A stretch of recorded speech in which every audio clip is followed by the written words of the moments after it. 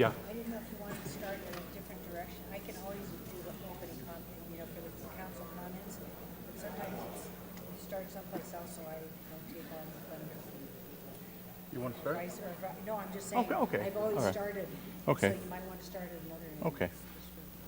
Anyway, Ready? doesn't make any All right. difference to me. Thank you. Oh, Ready? So Good evening. I'd like to call the March 27, 2014 City Council meeting to order. Would you please stand? Mayor Pro Tem will lead us in the Pledge of Allegiance, and Councilmember Gregory will have the moment of reflection. Please begin with me, and at the end, remain standing. I Pledge allegiance to the flag of the United States of America and to the republic for which it stands, one nation, under God, indivisible, with liberty and justice for all. All right, please join me as we reflect on the season with a rhyme adapted from the words of Ralph Waldo Emerson. Be thankful, spring is here, for flowers that bloom about our feet, for tender grass so fresh, so sweet, for song of bird and hum of bee, for all things fair we hear or see. For blue of stream and blue of sky, for pleasant shade of branches high, for fragrant air and cooling breeze, for beauty of the blooming trees. Be thankful, spring is here.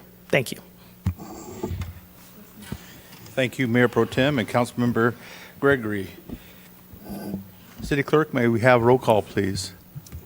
Councilmember Lamb. here. Councilmember Gutierrez. Here. Councilmember Gregory. Here. Mayor Pro Tem Ross. Mayor Carnevale. Mr. City Manager, do we have any changes to the agenda? I have no agenda changes, Mayor. Thank you. City Clerk, will you please read the statement of participation? Public comment is the opportunity for members of the public to comment on items that are within the City Council's jurisdiction but not on the agenda. Because of restrictions contained in California law, the City Council may not discuss or act on any item not on the agenda, but may briefly respond to statements made or ask a question for clarification. The mayor may also request a brief response from staff to questions raised during public comment or request that a matter be agendized for a future meeting. Public comment will be limited to 3 minutes. If you're a member of the public and you wish to address the City Council, please complete a request to speak form available at the entrance and submit it to the City Clerk. It will be called upon at the appropriate time. If you have materials or other items to present to the members of the City Council, please do not approach them. All materials shall be presented to the City Clerk for distribution.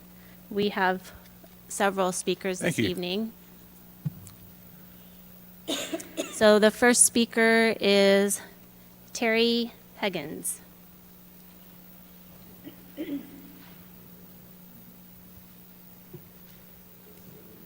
Yes. Yeah, put the microphone close to you. There you go. Thank you. Okay.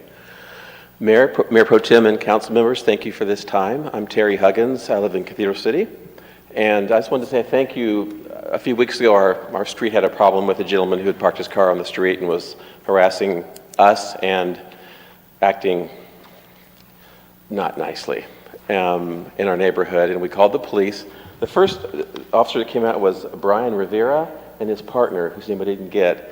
Great fellows. They came to my house and we talked to them. I explained what was going on, and they told us what they could and could not do. Several neighbors also called. I think a total of 5 of us called just to kind of keep the police updated what was going on. At one point, he walked out into Cathedral Canyon, was in the street yelling, which is dangerous. People drive up and down that street pretty quickly. So we were told that he had 72 hours to stay parked there before they could move him, that was fine. And so the 72nd hour we called, it was my 4th time calling, and the police came and removed him. And I just want to say thank you to the second 2 officers who came. I didn't get their names, but they came in the afternoon and came again in the evening. And all the officers were very professional, listened to us, our complaint, our concerns, and some of my neighbors are afraid of the police, and I was like, don't be. They're on our side. But they were just extra nice to us, which I really appreciated. Because, again, some of the neighbors were actually afraid to talk to them, and they were Very nice. So just thank you. That's it. Thank you, Terry. Thanks very much. Terry, if you'd like those police officers' names, you can reach out to Commander Enos, and he can get the names for you if you'd like to submit a comment on their Okay. behalf. That'd be great. I would like that. Okay. Thanks very much. Thank you very much. I'm sorry. The next speaker is Sue Townsley.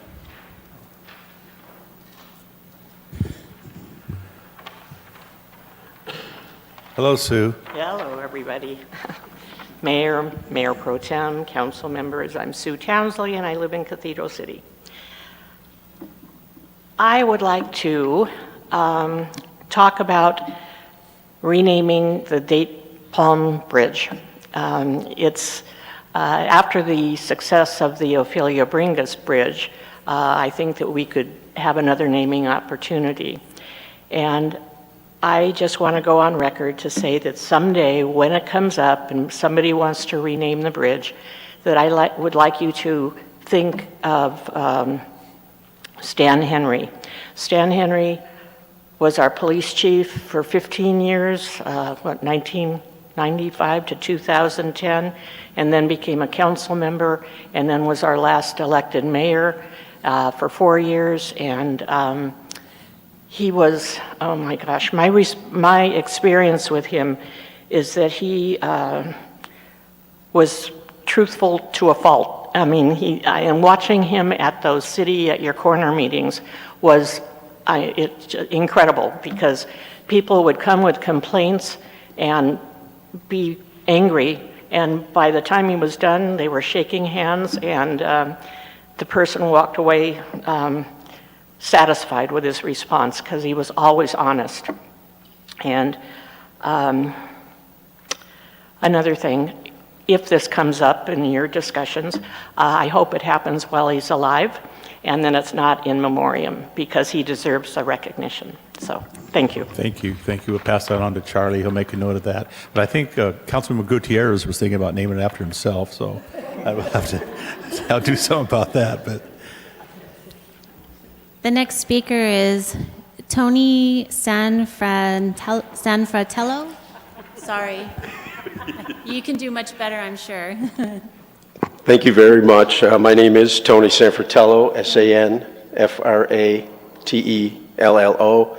And thank you all very much, council members, mayor, mayor pro tem board. Thank you very much for your time. My name is Tony Sanfratello. I'm from Tramview. We were here a couple weeks ago, and we submitted a letter to the landowners. We'd like to submit the subsequent letter that we did send to the landowners.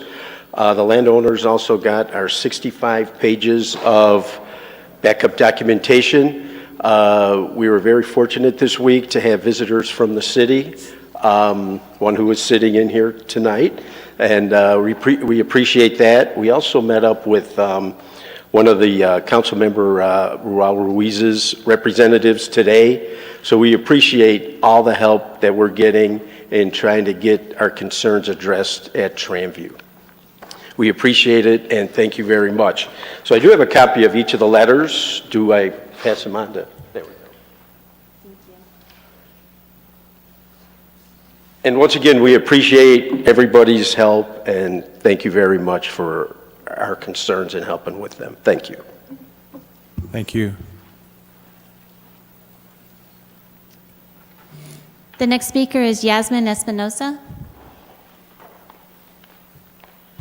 Good evening. Hello. Mayor, staff, Charlie. I want to thank you again for having the concert series that we are having out here at the amphitheater. We've really enjoyed them. Raymond Gregory saw you there that evening. I was just wondering if the Art Commission could be also included in that event. It seems to draw that same kind of crowd for art and music. We really enjoyed it. We're bringing our neighbors and our family to enjoy the evening. We also want to thank you for leading us and guiding us with documents in the appropriate departments for what Tramview needs for our senior park. It has helped. They rode around with us in our golf carts, taking photos and really putting us at a certain level of calm, and also concerns are going in the right direction. Thank you again. Thank you.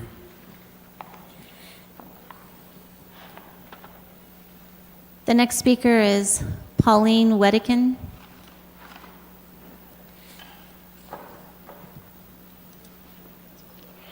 Let's see, I'm short. Can you hear me now? Okay, my name's Paulina Wedekind. I live at 68820 Olancha. And I continue to have a whole lot of problems with a neighbor that lives at 33720 Via Dianza, who happens to be a personal friend of Al Jimenez. Okay. They were allowed to put an illegal driveway alongside of my house. I've checked with building codes. This driveway has to be a minimum of 16 feet from the nearest driveway and can be no longer than 30 feet. This driveway is 9 feet from my driveway. It's 70 feet long, which means it runs alongside of my house. They park a truck there that they start up between 4 a.m. and 5 a.m. every frickin' morning. I'm sorry. I hear everything that goes on this driveway simply because it's too close to my house. The driveway is not allowed to be there. Okay, they've also dumped their septic tank into the street, which is a health hazard. Code compliance wouldn't do anything. I talked to Sandra Molina, she refused to do anything. Okay, so I have continuing issues with them harassing me. Plus, excuse me. Okay.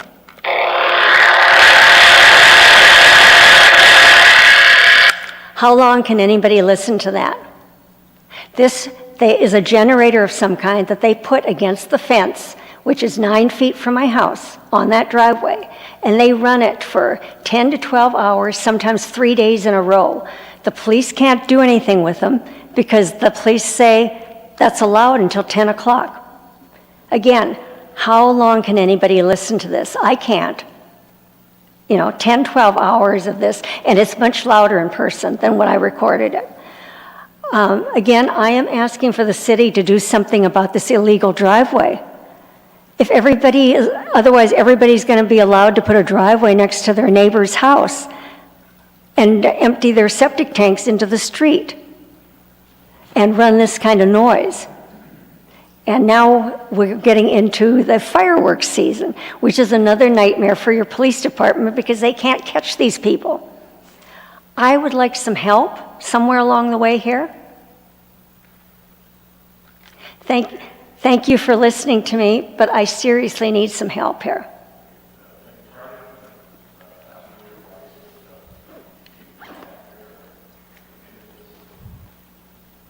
Well, yeah, we can have staff evaluate her situation, although there have been numerous contacts through the weeks and months. But I'll especially on the driveway. The next speaker is Richard Levick.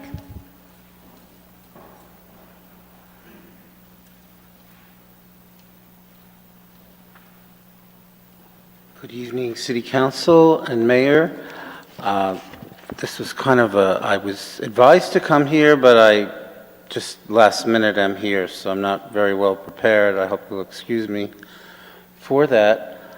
But recently I was given a citation. Well, the issue is I would have liked a warning. I really should have been aware, and it's assumed that I should be aware everything goes on in the city, but some of us are not really paying that much attention. But either way, the fine is $5,000. No warning, no anything. Just the assumption that I'm, like many people, following the day-to-day, week-to-week in and outs of the City Council, but I'm not, which is bad on me. But even if I were, or I just find the fine extremely excessive and unreasonable, and a warning at least should be adopted in this situation rather than jump to such a heavy fine with the assumption that everybody's just purposely flouting this law when it's just not true. And for those that it's true, well, they'll continue to do it after a warning and then serve them a fine that's high. So I hope that you'll consider, seriously consider, looking at this law. Do we know what I'm talking about? No, sir, it's is it short-term vacation rental? Yeah. I don't know, do you have fines that yeah. high for anything else? Yeah, we do. Oh, well, in this case, again, not everybody is there just out to make a big buck or anything. It varies for many people what and why they're doing this. And a simple warning, and in many cases, such as the one I'm talking about, it's over, fine. I wasn't that interested in the first place. But, so I hope you'll look into that penalty, and if nothing else, just add step 1, warning letter, and then go from there. Was there an appeal process on that warning? Was Was there an that- appeal process on that warning? Yes, there is an appeal process. Are you in the process? But from what I'm hearing, the appeal goes to an agency that is the same agency that collects the fees. So there you have a conflict of interest, which is something I'm sure people are aware of and should correct that as well. But besides that is the excessive fee, in my opinion, and just a simple warning. Thank you. The next speaker is Jens Mueller. I am going to try and amp it down because I get so excited. Council, you're so hardworking. You don't get paid nearly enough for the work you do. I'd like to thank the chief. We had a party in the backyard, someone's house, and they came out within 10, 15 minutes and quieted it down. So thanks, chief. So I emailed our city manager. I need to know how much I'm paying him. Because let's be honest, I'm paying him. I hire you to hire him. And I asked him how much Ann is making, you're making, Andrew is making, and I never heard back. So I'm going to assume that my figure of $300,000 is correct. I'm paying you $300,000 a year. Why is that important? I'll circle back to that in a moment. Margaret Hamilton, do we know who she is? In 1965, she worked at MIT. President Kennedy challenged us to put a man on the moon. NASA had no code. They had no software code to put the lunar module on the moon. Well, guess who they called? They called Margaret Hamilton. Famous hero, not well known. 30 seconds before touchdown, they were running out of fuel, Neil Armstrong and Buzz Aldrin, and an alarm goes off. Buzz Aldrin, rather than push button A to turn it off, he pushed button B, and now all the alarms go off. Neil Armstrong has less than 30 seconds to land or they die. Mission Control looks over at Margaret and says, Margaret, are we good to go for landing? And Margaret said yes. You know how much she made with her daughter by her side, writing code day and night for that mission? $12,000 a year. I pay our city manager $300,000 to take care of trash cans. I pay Ann $200,000 a year, and Andrew $200,000 a year. And we still have trash cans. We have an ordinance against it, yet they don't write the citation. So I'd like to know in an email how much I'm paying our city manager. It shouldn't look like I just dropped out of the sky. I'm paying him. I should know how much I'm paying him. I should. Okay, I'd love an email. I sent you the contract. I can't read that thing. It's just too. I just like a simple answer. Jens, he's making $350,000. He's making $250,000. Someone just say, Jens, he's making this much. I don't know. The point is, I'm paying a lot of money. I'm not getting the value. Code enforcement does not work. It is ineffective. I have trash cans in my neighborhood. They shouldn't be visible. So I'll be back in 2 weeks to find out where we are on that. Okay? Thank you very much.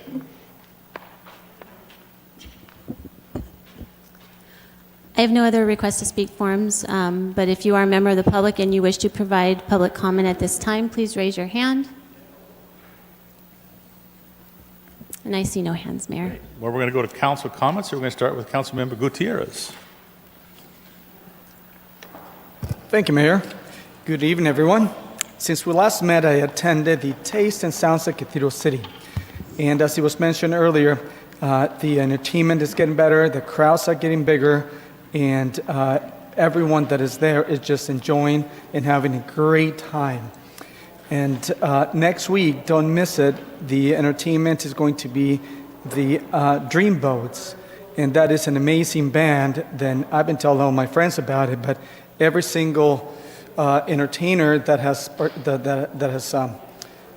been presented has done an amazing job. So I encourage you to actually schedule that into your schedule and make sure you make it. It's a wonderful event. This past Monday, as your representative at CVAG, Coachella Valley Association of Governments, I represent you in the Coachella Valley Conservation Commission. I attended a meeting in which we approved the purchase of 5 acres in Whitewater, and we also, the commission, of course, is in the business of conserving land. And since it started conserving land in 1996, it has conserved 105,000 acres in the Coachella Valley. That's an incredible amount, and the goal is about 200,000 acres, so we're about halfway there. And right after that, we drove to the hiking trailhead for La Quinta hiking, you can say, trails there.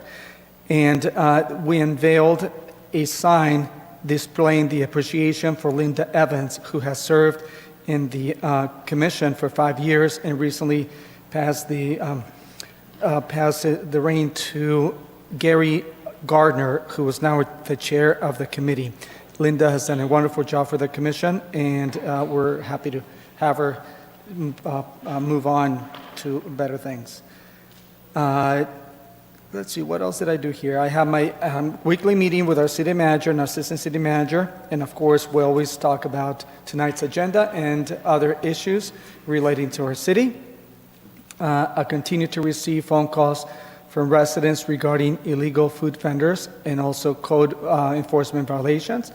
And most of them I'm able to address them myself, and I actually talk to them, and some of them, of course, are regarding trash cans and also unkept yards and other issues. And whichever ones I cannot handle, I actually refer them to our city manager. One thing that I've mentioned to them is that our code enforcement division is in the process of analyzing and doing different things to reorganize themselves so we can more effectively close open cases and close cases, so we don't have the accumulation of 1,000+ cases at any given time, that we can actually close them and get them out of our books. Now, I also had other interactions with other residents with various other issues. And tomorrow, I will be attending the Senior Inspiration Award Luncheon that will be held at the Agua Caliente Casino. And that is a time that we take to actually thank and appreciate or show our appreciation to the seniors and many other volunteers that volunteer within our city, and also many other seniors that volunteer throughout the Coachella Valley. And don't forget, April 3rd is the groundbreaking for the Dream Homes Park. Please come and join us for the ceremony in the Dream Homes. And if you need any additional information, please reach out to the city and we'll be happy to provide it to you. And finally, the most important, for those who are Christian, this Sunday is Easter week. I want to wish you a happy Easter, and may the Lord be with you. Thank you. Thank you, Mayor Pro Tem. So many great things have been happening these last 2 weeks. Scrap Gallery put on another Butterfly Festival event at Panorama Park.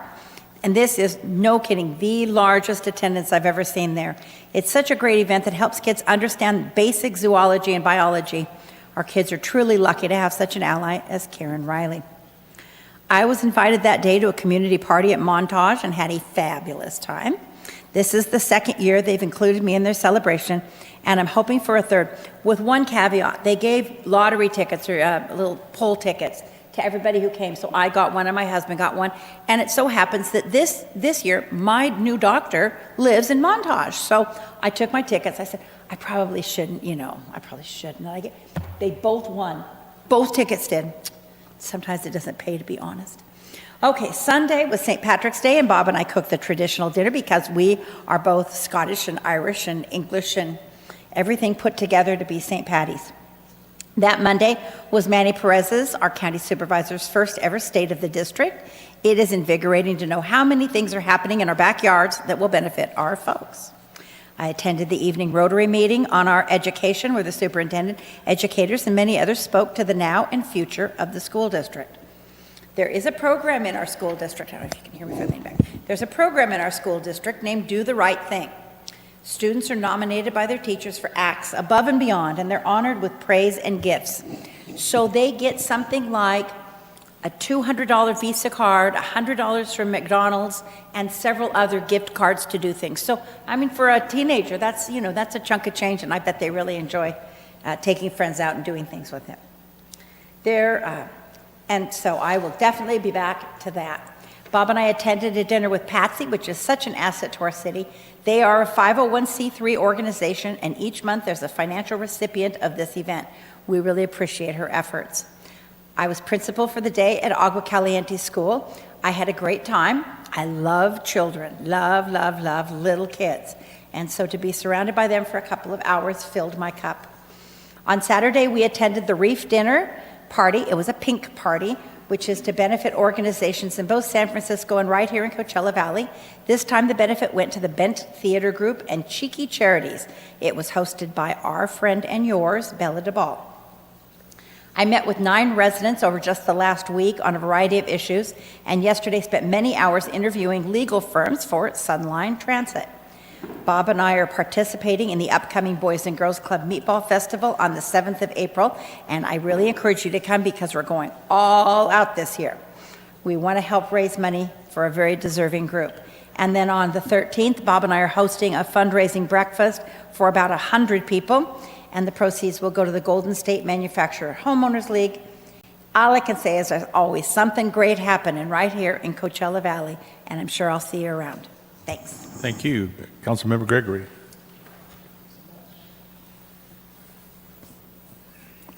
So like my colleagues, we did have a busy 2 weeks. I also, Saturday, March 16th, attended the Butterfly Festival in Panorama Park, and want to, along with, join my colleague in thanking Karen Riley, but also the Cathedral City Evening Rotary and the Boys and Girls Club, and I know there were others involved in making that event. It was a great event, and of course, Deanna from Public Works, or the Conservation Department, she was also there with her bicycles and doing a wonderful job. So thank you everyone that attended. On Monday, March 18th, I had what should be my final meeting as part of the Coachella Valley Association of Governments Finance Committee's review of their ERP, their Enterprises Resources Program. They're going on to the next phase to negotiate with a preferred vendor. So I was happy to be involved in that process, but as I think I described, it ended up being much more time intensive than I thought, although always interesting and a good way to see how the nuts and bolts of an organization work. And then I did attend a couple of Tastes and Sounds on Tuesday, March 19th. I attended the Taste and Sounds. The group was called Avenida Music, maybe, or Avenida, and I know that they had filled in with the short notice. I thought they did a good job there, and so I know that it takes a Rolodex of backup performers to be able to do that, but Ryan's got that going. And Smoky Lips Barbecue was there that week too, and they served some really great barbecue. I think they're a home-based business here in Cathedral City, so I was happy to be able to support them. And then I also participated on Thursday, March 21st, I participated with my colleagues that were able to, as principal for a day. I was assigned to Landau Elementary on 30th Avenue and spent the day with Principal Wendy Metka and ran around with the little kids. It's different than when I actually worked at a school years ago, and a couple of careers ago as a classified employee. It's, of course, way different. The technology is way different, so that's a plus in many ways. The lack of arts and music is different, too, so that's not necessarily a great thing, but they do what they can to bring those in. So it was very interesting. Landau is one of those schools in the district that's undergoing a reconstruction, so that was partway done. They're on break now. So I know that they're going to be getting more done over the break. So the school will be physically nicer when it gets finished than it is now. I was struck by how they call each other friends. The principal calls the students friends, and they call each other friends. So I thought that was kind of a nice way to set the tone for the learning environment. And then on Friday, March 22nd, I did have a meeting with our Southern California Edison Government Affairs rep, Shane. He's fairly new. I know he's been trying to meet with a number of the council members, so it's good to be able to at least have that contact if we can do something to help our constituents. And then later that Friday, I also did a podcast with the Jewish Federation of the Desert in their office in Rancho Mirage, talking about whatever they wanted to know that I knew about in Cathedral City, which is limited, but there was plenty to talk about. In fact, we used up the time quite well, and they said that at some point they'll have me back again. And then the other Tyson Sounds I attended was on Tuesday, March 26th, which was just yesterday. And as already mentioned, it was great. Leanna and the Free Agents, I think was the name of the group there. She was all dressed in her glittery green attire, and they were very, very good. And, live singers, live bands, you don't get that. It really, to me, highlighted also, along with some of the other performances we've had, how great the sound is there in our community amphitheater, because there wasn't a bad seat as far as sound went. Of course, we had our great sound engineers there too, but live music, saxophones, drums, and the rest. It really shows that was a great project, a good design. So, and I of course, want to share that last Tuesday, even though I wasn't there, maybe my colleague was there, was the last session for yoga this season. So yoga in the amphitheater is done for the season, but very well attended, and so I don't know if she was there. Maybe she'll be able to speak to that. So along with the rest of my colleagues, of course, I do want to wish everyone as many are celebrating a holy time this coming weekend. Easter's coming, Passover is also occurring. We're still in the month of Ramadan, and I know there are enough other holy times this time of year. So hopefully everyone that wishes to will be able to celebrate in that. And I do want to mention, for those of you that are not aware or just haven't been paying attention, that on Monday, April 8th, there will be a partial solar eclipse. So during the day, when you notice it suddenly becomes darker, that will be a solar eclipse. Do not look at the sun, even though it's getting darker. But if you want to be prepared, there are some solar glasses out there that are approved, or you can always watch the television coverage of it. I'm sure there'll be plenty. I'll actually be traveling because I'm crazy like that, and I like to be in the path of totality, so I'll be traveling to Texas, but I'll be back for the next council meeting. So with that, I will end my report. Thank you, Mr. Mayor. Thank you, Councilmember Lamb. Great. Thank you so much. And yes, I was able to attend the very last yoga in the park, and it was wonderful. And I just want to speak to the benevolence and wonderfulness of the residents, because this idea was brought to us by Antonio Beishu. And this was before he was on the Parks and Community Events Commission. He was a resident and saw this idea, and then got to be a commissioner and just made it happen. So he and Gary Gardner, who's a former commissioner, have just moved it forward, and they were able, Gary Marshall, excuse me, and they were able to make contact with two wonderful instructors, Nicole Chune and Patty Wexler, who have just been really providing I've been doing yoga for a long time, and they are really experts. So, and there are over 100 people at each of the sessions. So there's a gentle yoga and a power yoga, and it's been wonderful. And the feedback from the community as they're leaving, they're saying, they come from Washington State, Minnesota. They see it on the web. The communication's wonderful, and we hope it grows. And hats off to Ryan, because, you know, he makes it all happen with microphones and gates opening and public works and everything. So really, it's really a great asset for our community. Councilman Gutierrez talked about the Senior Inspiration Award, and this year's honoree is Dirk Tack, and he's being recognized for his benevolence, not only for the Boys and Girls Club, but for the Cathedral City Senior Center, so that should be a great event. I represent the city on the Coachella Valley Mountains Conservancy, and Jim Karpiak is the executive director, and he's retiring in May, and so we are on the subcommittee for a new executive director, and the bar has been set high, so that's a very interesting process, and we hope to make a decision in the next 3 weeks. On April 8th, just because there's lots of things going on, on April 6th. It's a Saturday, but there's the shredding event, and I'm still purging my house. My husband's resistant, but we're doing it anyway. So we're going through the boxes and filling up the car and getting rid of all sorts of paper. There's the Veterans Expo, and that's at the Salvation Army, which is right here on Landau, and that's from 9 to 2. And then I'm going to be a guest reader at Barnes & Noble, and that's going to be part of an activity through the Riverside County Arts, celebrating Arts Month. We have mentioned Easter on Sunday, and the Roost, which is our local wonderful restaurant and eatery and all sorts of fun. They're having a brunch and a dinner, and all the proceeds. His screen is brighter. The proceeds benefit Voices for Children, which is program, the CASA, and CASA is court-appointed special advocates for children that don't have an adult in their life who can advocate for them. So it's a wonderful, wonderful organization, and it's the Roos Foundation, and Jeff McDonald has been so fantastic in really responding to the needs of our community.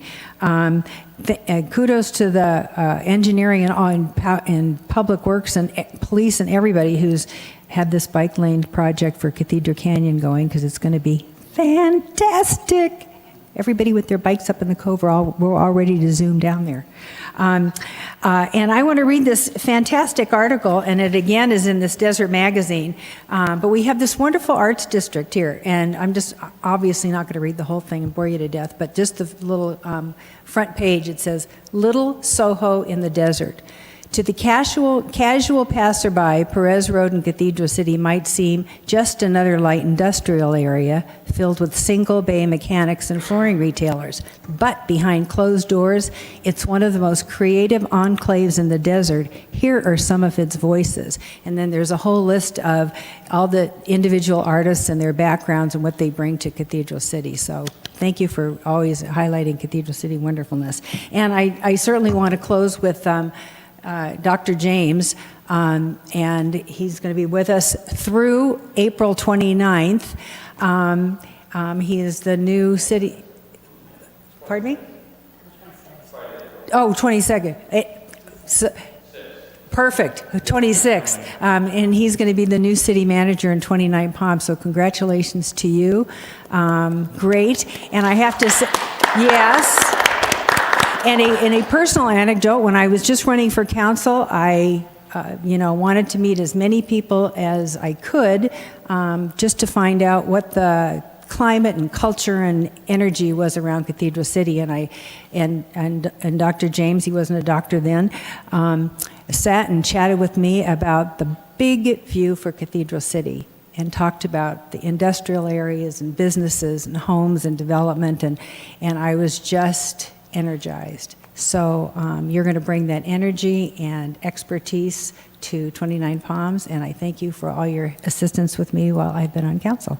That concludes my remarks. Thank you, Councilmember Lamb. To finish up here, I attended also the Butterfly Festival, and as Mayor Pro Tem said, it was a terrific event, and I was amazed by our participation, how big it gets. It seems like everything that we do here at Cathedral City now just keeps growing and growing and getting better and bigger all the time. Then I enjoyed St. Patrick's Day with my grandson. He was born on St. Patrick's Day, so we had a good day there. Along with Mayor Pro Tem and Charlie, we attended the State of the District, which was long but very informative.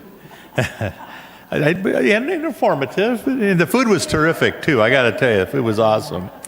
And then I spent time on the telephone with a couple of local developers interested in 80-plus houses in Cathedral City.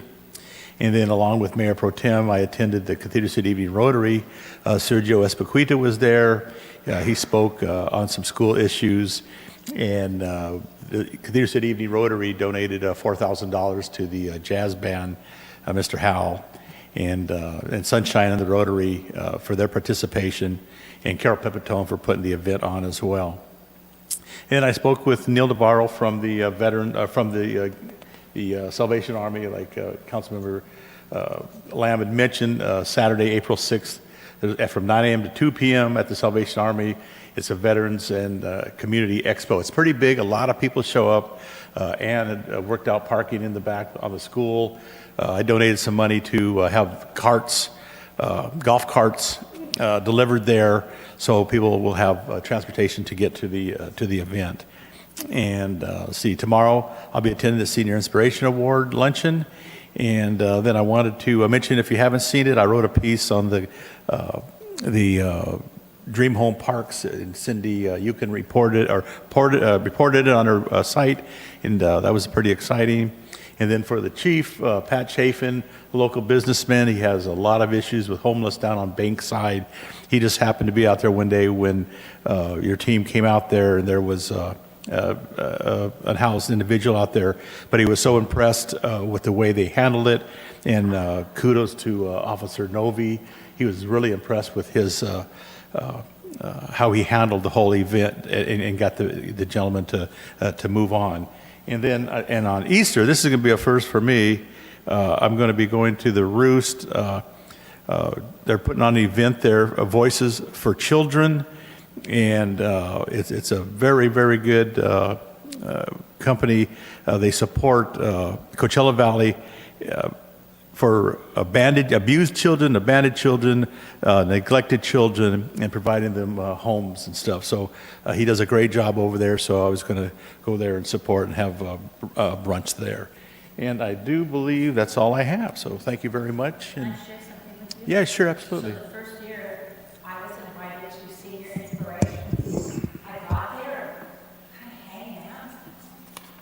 Where are the kids? There's a bunch of old people like me. I realized that's the kind of seniors they have. I thought it was like seniors in high school. I thought it was high school. Oh, are you kidding me? I would not repeat that story again. Remember that? All right. So we're going to move along here. Will the city clerk read the consent agenda items? Item number 3A is to waive full reading of ordinances on agenda. Item number 3B is minutes approval of March 13th, 2024. Item number 3C is to accept and approve the active transportation program, Cycle 5, East Palm Canyon Drive Bike Lanes Project, as completed, and authorize the city manager to execute and file a notice of completion with the Riverside County Recorder's Office, and authorize the release of retention funds to Chris Company upon expiration of the notice of completion. Item number 3D is to receive the 2023 Housing Element Annual Progress Report and authorize its transmittal to the California Department of Housing and Community Development Department and the California Governor's Office of Planning and Research. Item number 3E is to adopt an ordinance adding Chapter 9.116 2-unit residential developments and urban lot splits to Title IX of the Cathedral City Municipal Code.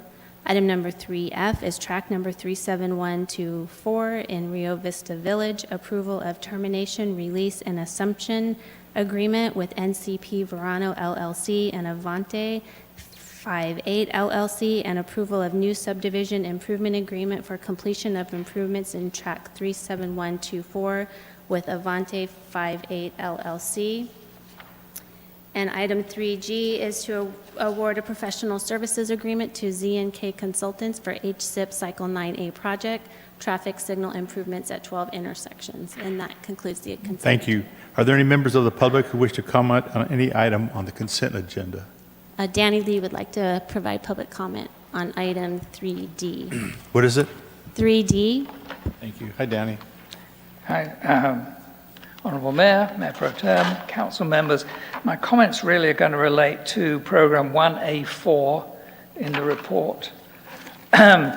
So first of all, I'm always happy to see that we're making progress on housing. I think in two areas. First of all, the lower income families, and then secondly, the unhoused. And I know in the last few years we've done a lot in both those areas. So I think we are making good progress. But in response to 1A4, I just wanted to read you this from a report by the Lincoln Institute of Land Policy. Roughly 500 communities in the United States have developed inclusionary housing policies which require developers of new market rate real estate to provide affordable housing. For cities struggling to maintain economic integration, inclusionary housing is one of the most promising strategies to ensure the benefits of development are shared widely. And I would say that our city is certainly looking for economic integration. We do not want to exclude the lower income families from this city so that they have to travel here to work, and then to go back home again, they have to travel miles to go home. Most of our new developments now are handled ministerially. Sacramento really is moving in that direction for most types of approval. So I don't see a lot of those, but in the Planning Commission, we've only seen one recently in the last year, development by Desert Bloom, which asked for a density bonus. And unfortunately, the idea, I think, behind density bonus was to improve the number of affordable housing units. And I don't see how that's working in that type of development, because what happens is that although there are deed-restricted properties in that development, those people that buy those properties still will have to pay the HOA fees at the same rate as everybody else. And if their income is much higher, then proportionally it's a much bigger payment for them to make. So I'm not sure that we're addressing that particularly. With PUDs, where we're adding new homes, we're also seeing that every developer now wants an ADU and sometimes a JADU with those properties. And those are not going to be rented out at low cost. Those are not going to become part of the solution for affordable housing. And so I would just ask you to consider, maybe in this next year going forward, whether or not inclusionary housing policy is appropriate for us. It does go with Program 1A4, which is about encouraging that type of development. So I'm just bringing that to your attention. Hope you'll consider it. Great. Thank you very much. I don't have any other request to speak forms for any of the items on the consent agenda, but if you are a member of the public and you wish to provide public comment, please raise your hand. And I see no hands raised. Okay, any council comments or questions? None? Okay. So we have a motion. So we have a motion by Councilmember Lamb and a second by Councilmember Gregory, and the motion carries all ayes. Thank you. Legislative actions, appointments to the Finance Advisory Committee. May we have a staff report, please, Charlie? Thank you, Mayor, members of the council. Earlier this afternoon in the study session, you interviewed 3 candidates for the Finance Advisory Committee. We have 4 vacancies on that right now. And so this is your opportunity, if you were satisfied after the interviews, to appoint 1, 2, or all 3 of them. We would ask that you try to differentiate. We would like to separate the expiration dates on the terms so that we don't end up in a situation like we were before, where we had 4 expire at the same time. So we'd request that 2 be appointed to terms ending in 27 and 1 to a term ending in 26. Okay, so they got 2 at 27? 2 at 27 and 1 at 26 would be my recommendation, yes. And how do you go about doing that? Flip a coin or... Coin? Danny, do you have a preference? Well, can we go in the order that they were interviewed? The first two get. You can, in effect, that was a random draw. So if you want to do it that way, that would be fine. I think the first two it gets to 27, the last gets 26, if that's agreeable with council. Is that fine? Okay. All right. So just to be clear, that would mean that Danny Lee and Terry Hargreaves would be appointed to positions that would expire in 2027, and Rick Saldivar would be appointed to a position to expire in 2026. That's correct, based on the random draw at the beginning of the meeting. And I believe we'll have one or more candidates to fill the fourth spot imminently. City Clerk, any public comment? I don't have any request to speak forms for this item, but if you're a member of the public and you wish to provide public comment, please raise your hand. Okay, no more from council.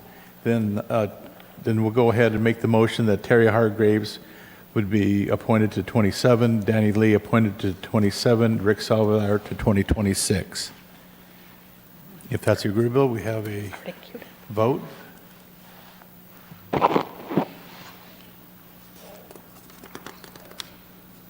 So there's a motion by Councilmember Gregory and a second by Councilmember Lamb, and the motion carries all ayes. Okay, then we have joint use agreement with Palm Springs Unified School District and Desert Recreation District for operation of the Cathedral City High School swimming pool for public use during the 2024 summer months. Ann Ambrose, Assistant City Manager, please. Good evening, Mayor, Mayor Pro Tem, City Council members. So, as said, the item before you is the annual agreement for our summer swim program. And so this is the third year that the city has partnered with the Palm Springs Unified School District and Desert Recreation District to provide summer swim opportunities for our community. The joint use agreement, the school district provides the facility, the pool chemicals, the maintenance, the custodial, and other operational services needed to run the pools. And the Desert Recreation District provides the registration services and staffing to provide the swim programs. So the types of swim programs that DRD will be providing this summer will include community swim lessons, recreational swim, lap swim, team swimming, water aerobics, water polo, and then what they've done in the past has been dive-in movies as special events. The schedule for the summer swim program will be from Monday, June 10th through and including Friday, August 9th. And the hours will be Mondays and Wednesdays from 10 a.m. to 4 p.m., Tuesdays, Thursdays, and Fridays from 8 a.m. to 4, Saturdays from 8 to noon, and then the pool will be closed on Mondays and Wednesdays from 8 to 10 a.m. for the use by the high school with their swim teams, and then it will be closed on Sundays. May I ask you a question? Yes. So in the past, when you've had swim lessons, you took them on Monday, Tuesday, Wednesday, Thursday, 4 days a week, always at the same time. So how's that going to work now? I don't know the specifics of the scheduling of the swim lessons, but they would be available. I don't know if the new Desert Recreation Guide has published yet, but that would be where what the dates and the times would be for the swim lessons. But unless they take them after 10, they wouldn't be consistent Monday through Thursday. Is that correct? I would have to get back to you, Councilmember. I don't have the specifics on the timing of I'm just going by what you have printed. Yeah. I think last year the high school's hours were, I think, more at the end of the day. This year, they're scheduled kind of in the morning hours. All right, thanks. The fiscal impact, there's two amounts that we pay out to the different agencies. There's $60,417 to the Palm Springs Unified School District. 24 years is hard to break on that. And then $58,136 to the DRD. And then additionally, individually, the city council members have allocated collectively a total of $3,300 to fund scholarships for local youth wishing to participate in swim lessons. And it's staff's recommendation that the City Council approve the joint use agreement with the Palm Springs Unified School District and Desert Recreation District, and then authorize, I didn't include it on the slide, but authorize the city manager to execute the agreement. And this aligns with our strategic plan goals of creating an embracing and inclusive community and promotion of additional community events and celebrations. That is my staff report. All right, thank you. Councilmember Lamb, do you have a question?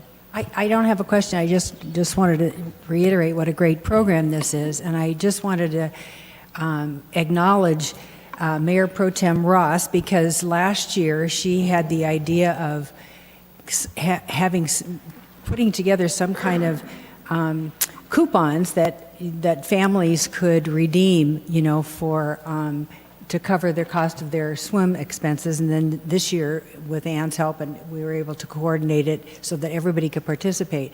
But in the bigger picture, I know one of our goals is, having a community that is informed and able to take care of themselves in the event of emergency. So we have emergency preparedness workshops, we have lift assist, balance classes available, and community safety meetings and workshops for families. And now we have this so that our children can be protected and know how to swim and be safe. So I just think it's a great, wonderful, great big picture, and I thank you for bringing this and bringing it to the forefront, and we could all participate. A couple years ago, I don't know how to swim. I'll teach you. Thank you, Ann. City, is that all, Ann? Yes. Okay, anybody else? No. Anyone from the public like to speak? I don't have any request to speak forms for this item, but if you're a member of the public and you wish to provide public comment, please raise your hand. And I see no hands Okay, raised. As I remember, Councilmember Lamb was mayor back then. You dove in the pool first, right? So, you and Dave. So, I think I'll do it.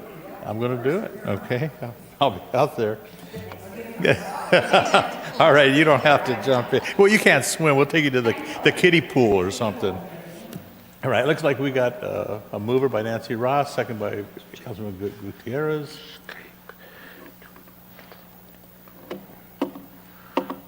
And the motion carries all ayes. Very good.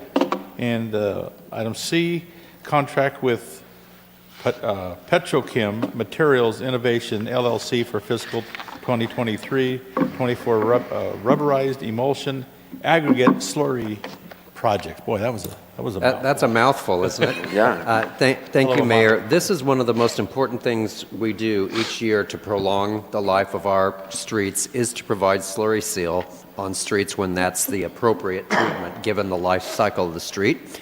And so we're here to present the contract for the spring slurry this year, and your city engineer, Armando Baltazone, is here to present this. Thank you, City Manager. Good evening, Mayor, Mayor Pro Tem, Council members. This is item 6C to award the contract to PMI for the fiscal year 23-24 RIAS project. The City of Cathedral City since 2015 has been using these RIAS as the primary treatment to preserve and extend the pavement life of the existing roads. So PMI is the sole provider of the central mix RIAS in all Southern California. The city, with another cities in the Coachella Valley, piggyback on the annual bid for the City of Los Angeles. So with that, we guarantee that we have the lowest price, the lowest unit cost per square foot to maintain our roads. The costs include traffic control, crack sealing, and striping. So the project for these years are all projects that that they are in the capital improvement plan that was submitted with the budget. And the new projects are the Panorama neighborhood projects that were affected by Hillary. So the projects this year we have for the Panorama neighborhood, we have Avenida La Vista that has a pavement condition index, PCI, I'm going to start calling it like that, of 61 after Hillary, has 15 points decrease in the pavement condition index. The next, here is a picture of how you can see Avenida La Vista after Hillary. This project was RIAS last year. So this is the effect of the storm. The other project is Adelina Road, also done last year, brand new last year. The PCI, the actual PCI is 58 after Hillary. And this is another picture that we can see how it was deteriorated by the storm and all the activities that we have there. And the last one is Vista Chino, from Date Palm to Avenida Maravilla.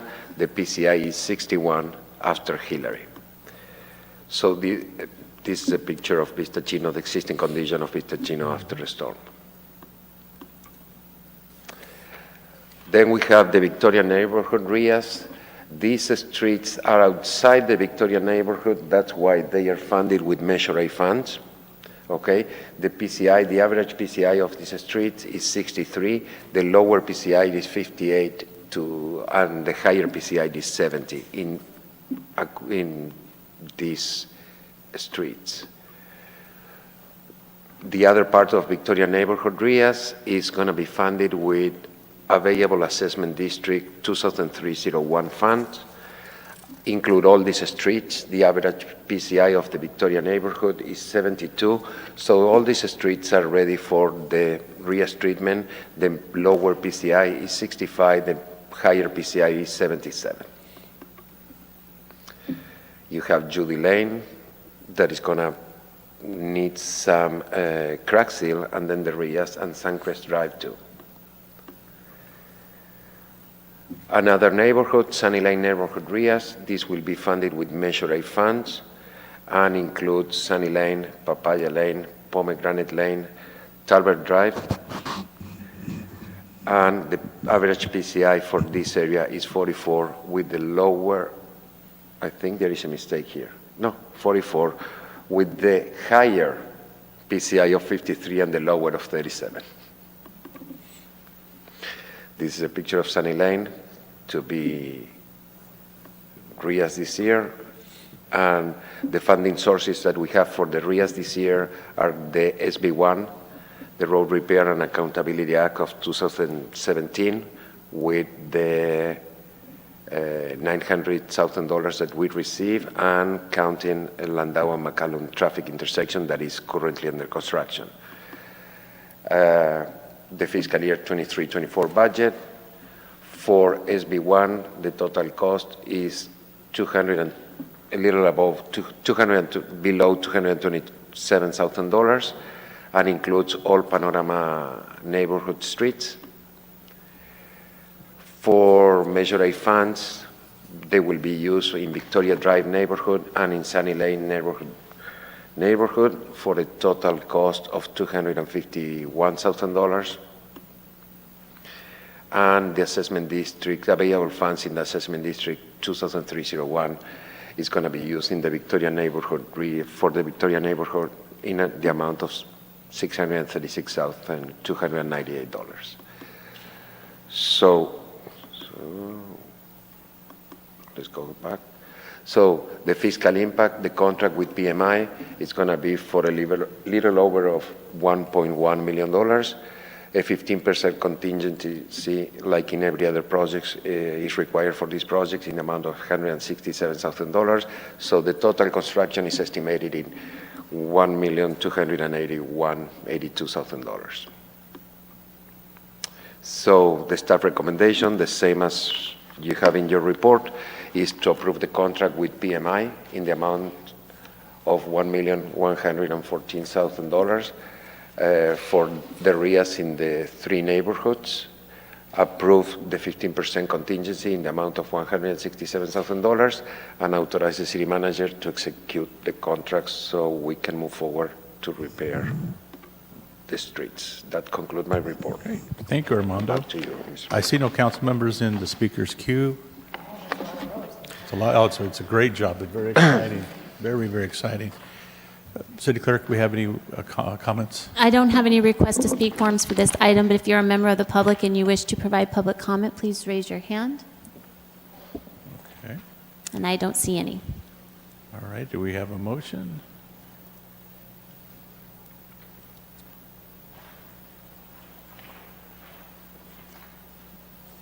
So we have a motion by Councilmember Lamb and a second by Mayor Carnavale, and the motion carries all ayes. Very good.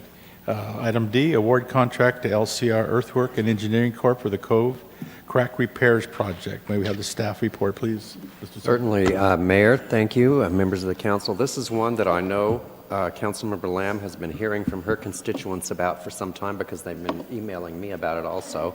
And fortunately, we have an assessment district in this area that is able to fund the repairs to these streets. David Rosso from our engineering department will present this item for you.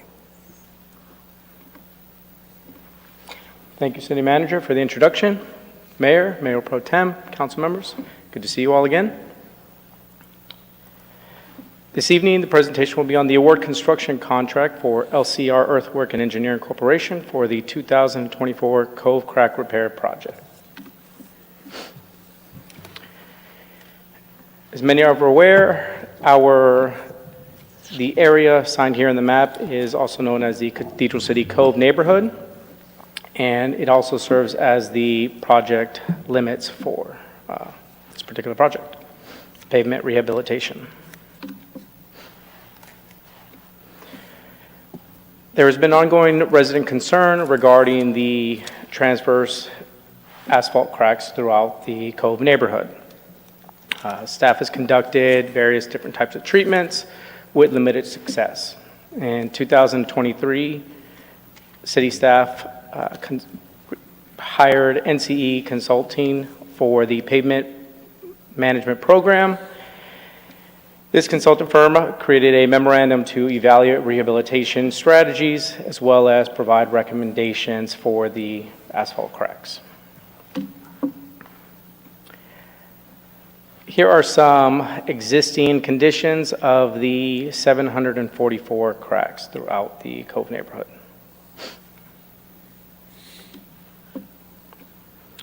So this project is twofold. The first is the repairing the wide transverse asphalt cracks with crack fill and the crack seal treatment for the much smaller cracks throughout the Cove neighborhood. The project is intended to prevent and reduce intrusion of water and in turn extending the pavement life. The construction bid solicitation is as follows, as is also in your staff report. We went out to bid February 8th. We publicized in the Desert Sun, our city website, and Planet Plan Room, and held the bid opening on February 29th, 2024. We received 3 bid proposals, as also seen in your staff report, with LCR Earthwork and Engineering out of Jurupa Valley, California, bidding just a little under $900,000. And you will also see the engineer's estimate a little over $1 million. Funding sources for this project, this will be out of the remaining available funds for the Assessment District 2004-02 in the amount of $1 million. And a breakdown of the construction cost is as follows on the presentation as well as in your staff report.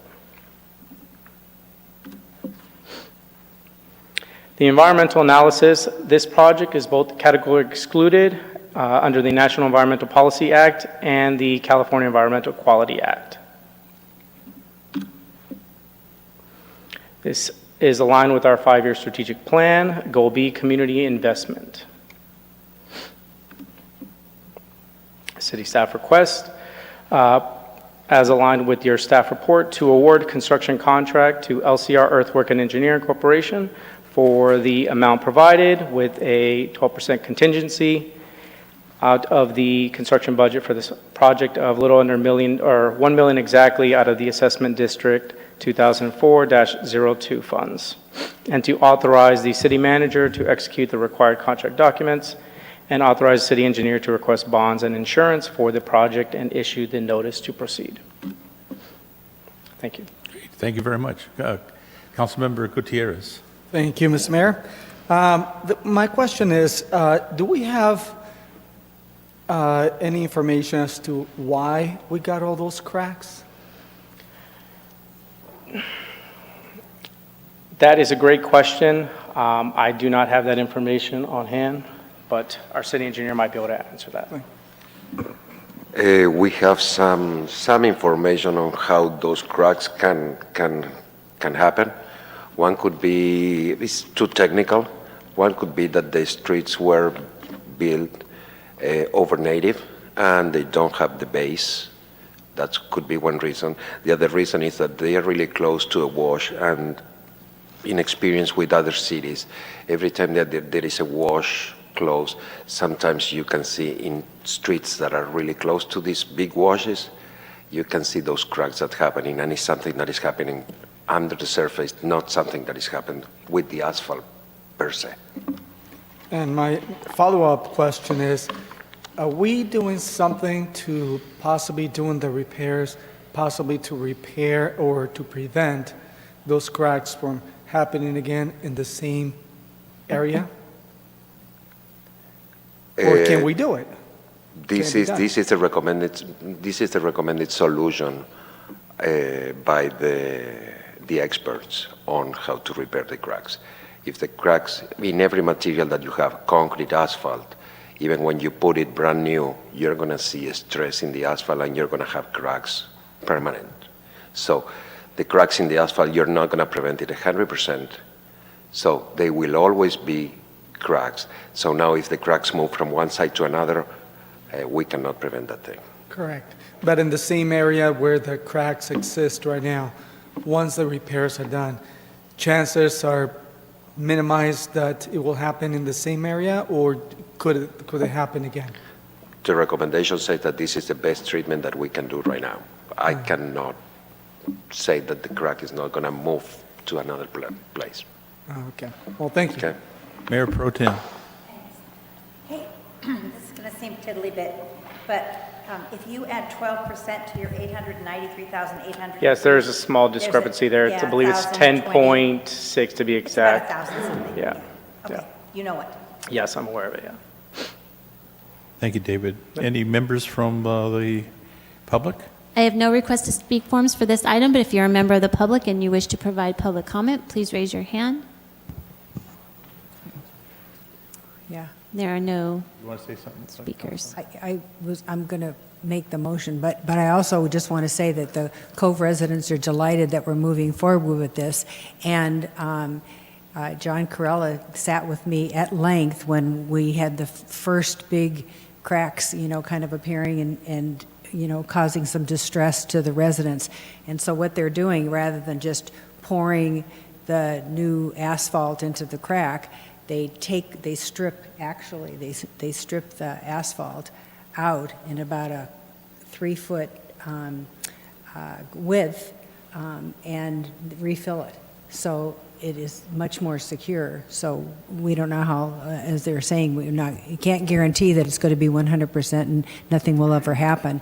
But the ones that were tests right in front of my neighbor's house, who's next door to me, they're so far they're holding and they're doing really well. So, anyway, I'm delighted. Thank you. That's all. Thank you. We're going to say, do we have the voting? Is any of that working? No, your thing's broken. Up there it is. Okay, it just popped up. All right. Got it. Thank you.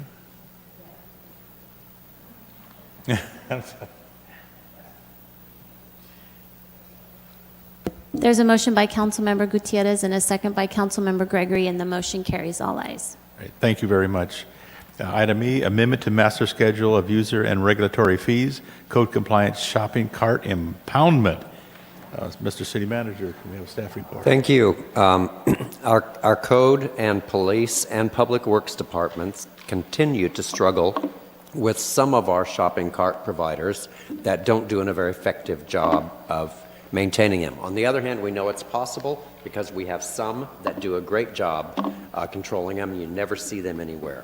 So we believe that we need some additional tools to help enforce the provisions that already exist in the code, requiring them to have shopping cart containment plans and then to follow those. So Andrew Firestein is here to present this item, and I hope I didn't screw it up too bad in the introduction. No, I think you got it all, and that pretty much sums up the presentation. Hello, Andy.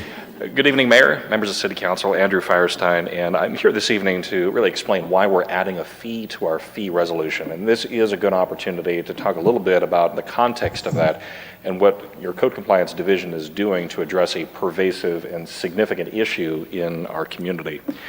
The regulation of shopping carts is regulated not only by our ordinance, but also by the California Business and Professions Code. This does limit our ability to act in this space, what we can and cannot do with a shopping cart.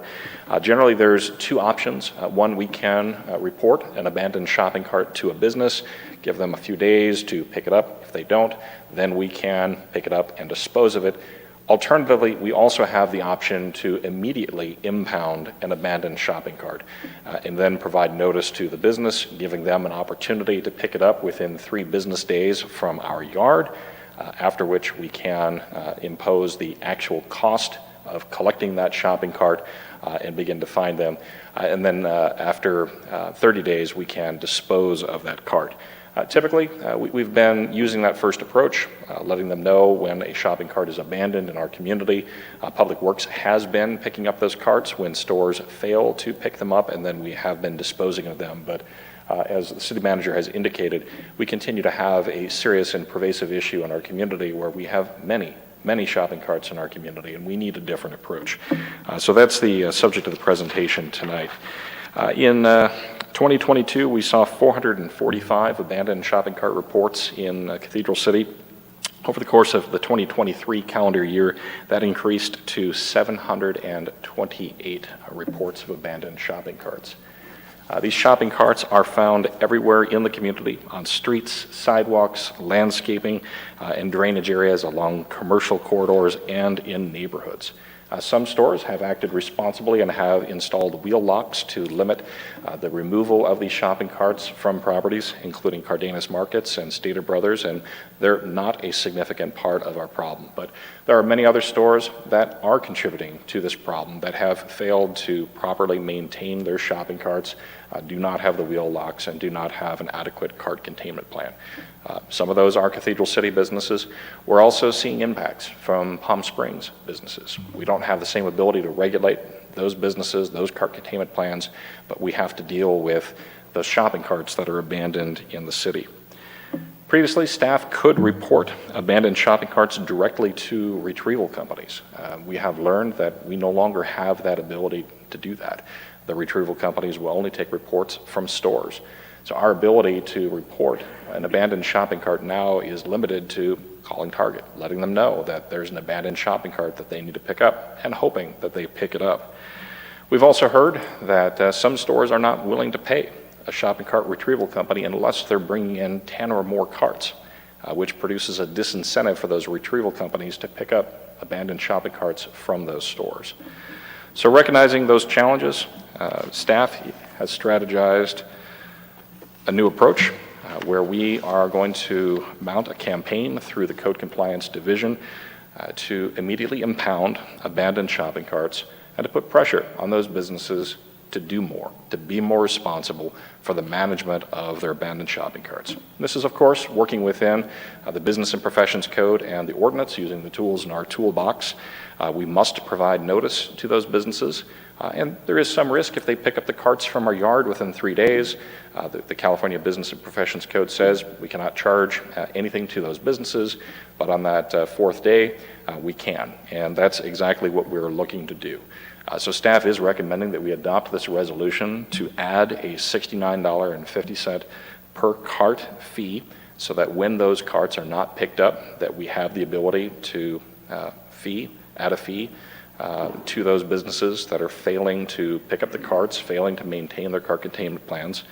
This is in addition to a $50 fine that is already in our ordinance, where after the first 3 are free, but that 4th cart in a 6-month period of time, we have the ability to fine a business $50 per day for the failure to contain their carts on the site. And then we also have a $1,000 fine for the failure to maintain a cart containment plan. It is our recommendation that we use these tools in the toolbox to put a little bit more pressure on the businesses that are not acting in a responsible way, that are not managing their shopping carts, to collect these carts, go through the public notice, go through these steps, and to do more to address this significant issue in the community.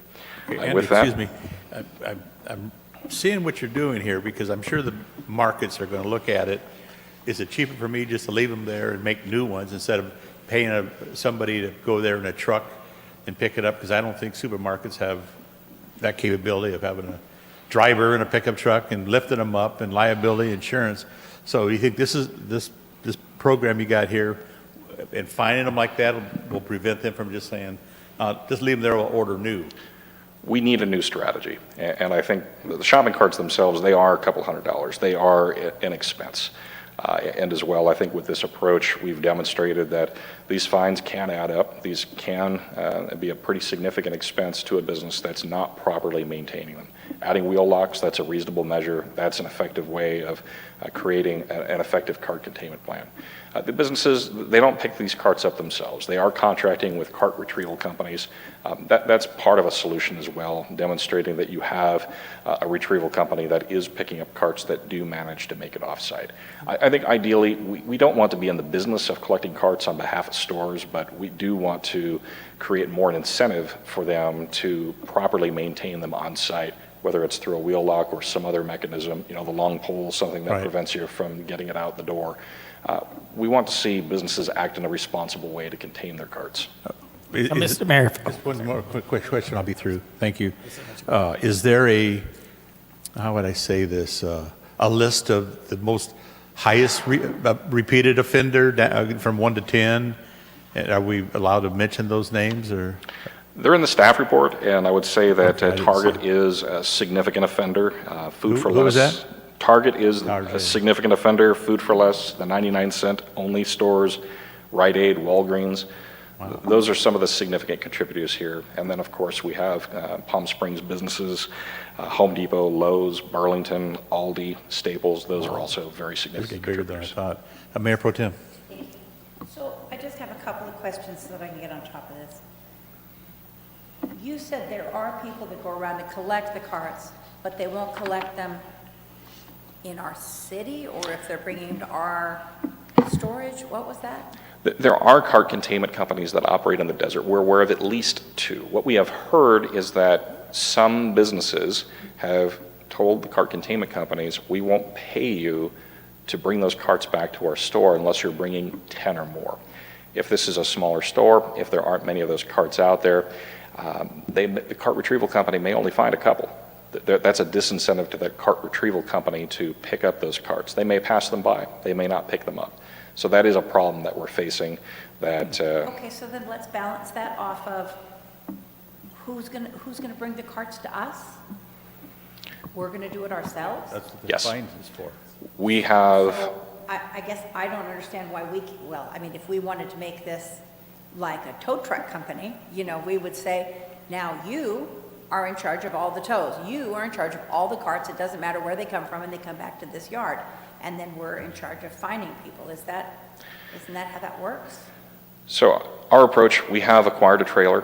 We also have acquired these tear-off tags to inform businesses when we have impounded a cart. We have done what we need to do in order to provide the required notice under the ordinance, under the Business and Professions Code, and to collect the cart from out in the community and bring it back to the Public Works maintenance yard. It's not our intent to take on that role of a cart retrieval company long-term. That's not a business we want to be in, but we do want to remove these carts from our streets, our landscape areas, our drainage ways. It's a significant problem, and with limitations we have now where we can't even report them directly to the retrieval company, we have to call the store. They may not get picked up. Public Works is having to pick it up. We're looking to take on a more proactive role. And my hope here is that with this disruption, with this change, making these carts disappear, immediately impounding them, not giving the stores and the retrieval companies the opportunity to pick it up out in the field over a course of a few days, taking these steps, adding these fees, these fines, we're going to try to change that game a little bit and create a little bit more incentive for the businesses to not let the carts go, not let them get off the property, for them to maintain them in a more responsible manner, because the cost of doing that otherwise. You never mentioned, you didn't verbalize, are homeless carts, because a lot of those carts go to people to put their things in. If I was homeless, I'd probably snag a cart too. I mean, it seems like a really easy way to move your stuff around. But how do we address that as part of this curriculum? Well, and that's part of controlling shopping carts is that then they're unavailable for people to use in that capacity. We already have a provision in our code that makes it against the code to be in possession of a shopping cart. Well, then the police handle those, and we give them a bag to put their possessions in because we can't take those, and we take the cart. Okay, as long as we're providing them something to put their goods in. Yep. Might not seem like much to us, but it's all they have. Okay, thank you, Councilmember Gregory. So 2 questions. So this page that you have up has some proposed fines and then, well, all proposed fines. My understanding is, and so correct me if I'm wrong, that we can't fine these out-of-city stores for failure to maintain a cart containment plan. So that one would be only for Cathedral cities, correct? But Correct. The other 2 would apply to carts. So it would apply to carts that are even originated or the local store at least is not in Cathedral City. So like a Walmart or a Home Depot or a Lowe's cart, they would have to pay the impoundment fee. $69.50 if we impound their cart, yes. All right, that's good. So because I know one thing that's always bothered me, and I know we've discussed it before in the past, is you see the police pickup going down and it's got a couple of carts, and when you talk to the guys, we didn't have a good solution. So, the police have to do their business and move on. So what would they do? Well, they take them back to the store.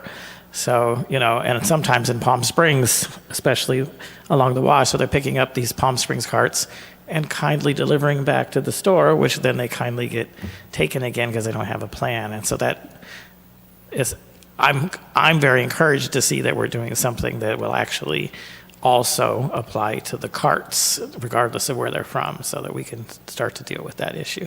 So part of that is, are you going to be coordinating? I know the chief is here with the police department so that they know and they have some easy way to deposit them wherever you're going to have your grand cart depository, and so that they can also contribute to these instead of just code doing it only, but the police are still putting them back at the stores, that type of thing? Yes, this is a coordinated effort. Okay. And I don't want to overlook or understate the role of the Public Works Department or the Police Department in this. Historically, they've had a very significant role in doing this, but I think this is an instance where code compliance can step in a little bit, use some of the tools in their repertoire, and perhaps put a little bit more pressure on the businesses not to allow them to take a passive role with their carts. So using these tools in the toolbox, I hope that we can cause some disruption and lead to a different outcome where we're not seeing as many of these carts in the community that then become a problem for the police department and the Public Works Department. All right, thank you. Thank you, Mr. Mayor. Andy, one quick more question. How will these businesses with carts be informed that Yes. should this go forward? Yes. So we have created a cart hanger tag, very similar to a door hanger tag that has a tear-off on it. So we are going to, and these have unique identifiers, unique numbers on them. So when we impound a cart, that cart has a number. That number is going to stick with the cart as we impound it, take it to the Public Works yard, and then there is a receipt that will be given to that business.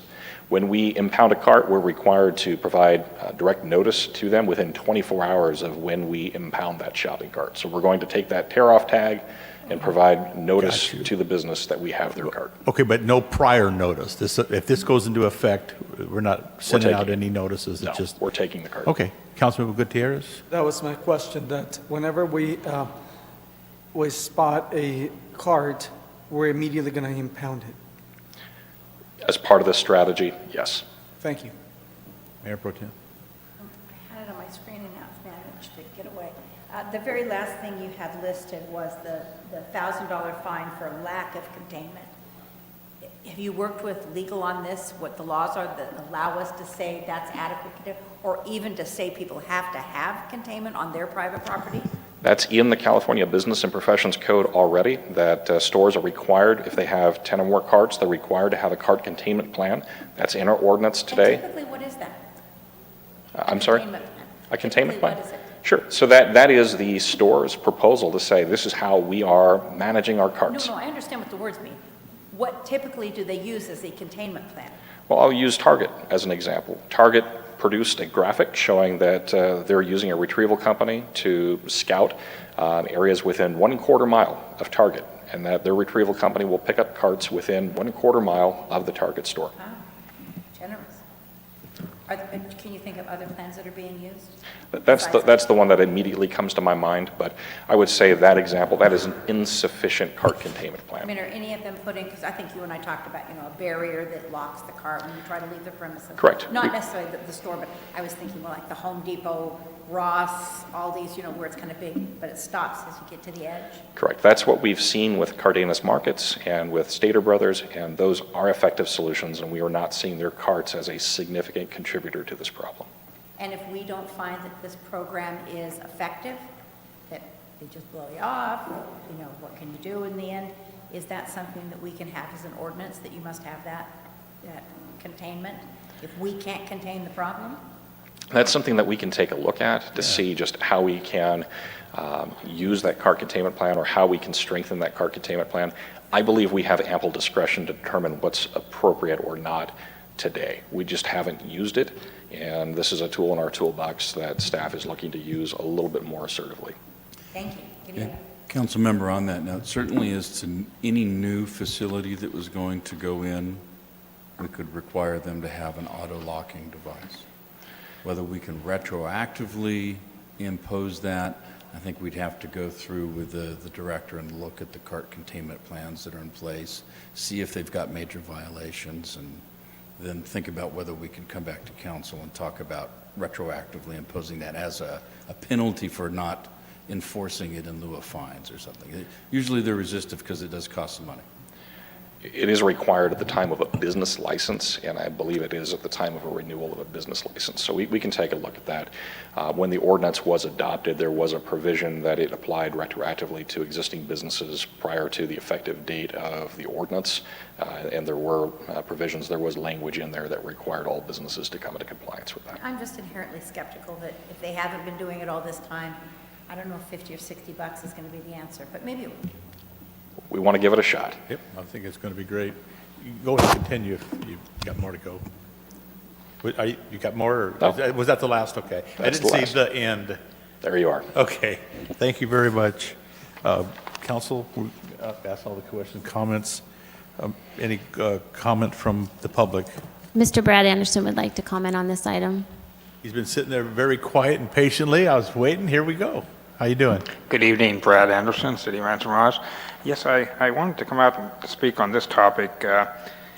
I just want to suggest that maybe if it hasn't been done, that the city uses their resources to contact these businesses that are the worst offenders, and also the adjacent cities of Palm Springs, which appears to be an issue on their businesses, and their city manager, and discuss a term for kind of a regional plan. Desert Hot Springs has the same kind of issue, and they did the same thing with more severe, cart plans, the shopping cart plans. And also we have other businesses like laundromats, and those, it all depends how you define cart too. I'm sure shopping carts are the main issue, but it could impact smaller businesses too. I guess my main premise is people are steering these carts. The businesses themselves are not giving their carts away willy-nilly, I'm sure. And there may be issues with the businesses themselves being understaffed, whatever the case might be. And I understand that it is an issue for the city. But bottom line, these are stolen items, and they should be dealt with like that. And the fee schedule you have, $69.50, I believe it was, something like that, half of. I read through the staff report. I think maybe if you're going to continue with this path, I would suggest maybe a volunteer type, like Citizens on Patrol, something like that, that could impact neighborhoods more. Not as abrasively. I understand that's probably not the premise of what you want to do. You want to send a strong message. I don't think that's the key because, like you said, you got the homeless population, you got other issues that's out of the control. These businesses, like I said, I'm sure they're not giving these away. And the wheel locks, I want to bring that up. Stater Brothers used to be a long-time shopper up there. I buy a lot of dog food, believe it or not. And I don't go to that store anymore because those wheels were locked up. And that may be an issue just at that store and that location. But when you have 100 pounds of dog food, you don't want to carry that too far. And so I don't shop at that store for that item anymore. And so it's counterproductive, maybe not all the time, sometimes, to have those type of restraints along businesses. But and this area too, you noticed, you commented on 2 businesses that are complying or don't have an issue, and that's the different part of town. It's a different area, different location, different people that live in those areas, and crime maybe is not an issue up there as much.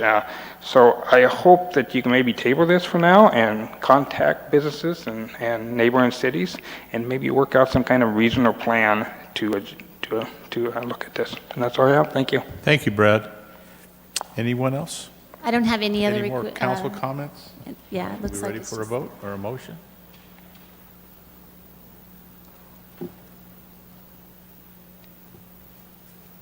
There's a motion by Councilmember Gregory and a second by Mayor Pro Tem Ross, and the motion carries all ayes. Thank you. Item F, adopt credit card and electronic check transaction processing fee. May we have staff report, please, Mr. City Manager? This is a byproduct of our success in putting more things available online, has resulted in the costs that we're incurring for credit card processing fees going up dramatically. And so we did some research on what other communities do, what other organizations do in the face of this, and Kevin Biersek has a report and a recommendation for you on that. Thank you, Charlie. Good evening, Mayor, Mayor Pro Tem, City Council, staff, and welcome guests. As Charlie said, he gave a great intro. This is all about credit card processing fees and electronic check fees.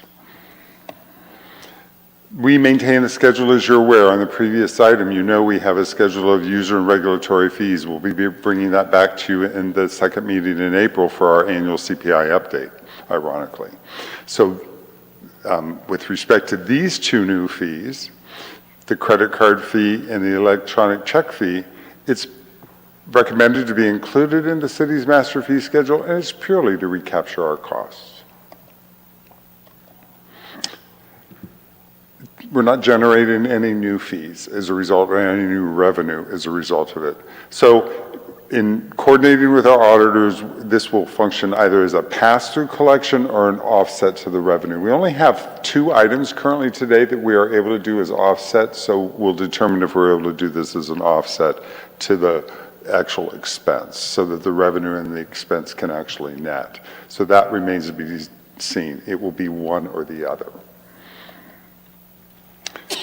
In the staff report, we provided a sampling. Ben, one of our analysts, did a sampling of the Valley cities and/or agencies, and I think we went as far west as Beaumont to gather information with respect to what their fees are with respect to their credit card fees.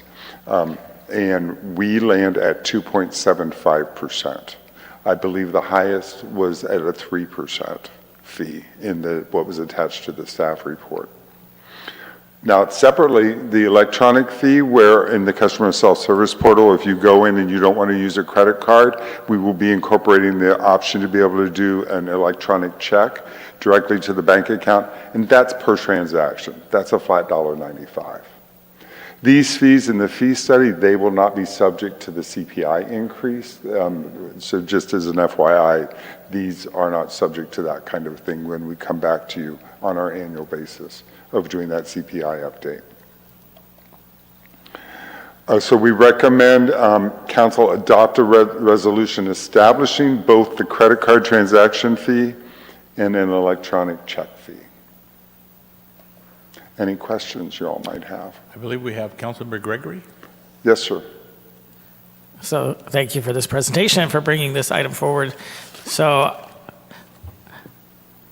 I can see why and concur that we need to recover the credit card fee. but I'm a little less certain about the e-check fee. Do you have any information about how many e-checks you've used here in the past We have year? not. We have not. This is a request that we get, and we get more than periodically. Number one, we get the request, do you have a customer self-service portal? Well, guess what? Ding, ding, ding. We're now able to say yes. And we also tie back to we're incrementally implementing functionality with that portal. We get asked about credit cards, and we say that so now that we have these, you can do the credit card. We have not done the e-check yet. So that is an option through the service provider, be able to offer the e-check. To give you a number of volume, it's more than a regular question. I mean, it's not just something that happens every two a month. So many governments want to have a free option when they're doing something online, and so they don't charge the e-check fee. And some governments, and I know DMV is one of them, actually at one point they had it and they didn't have it.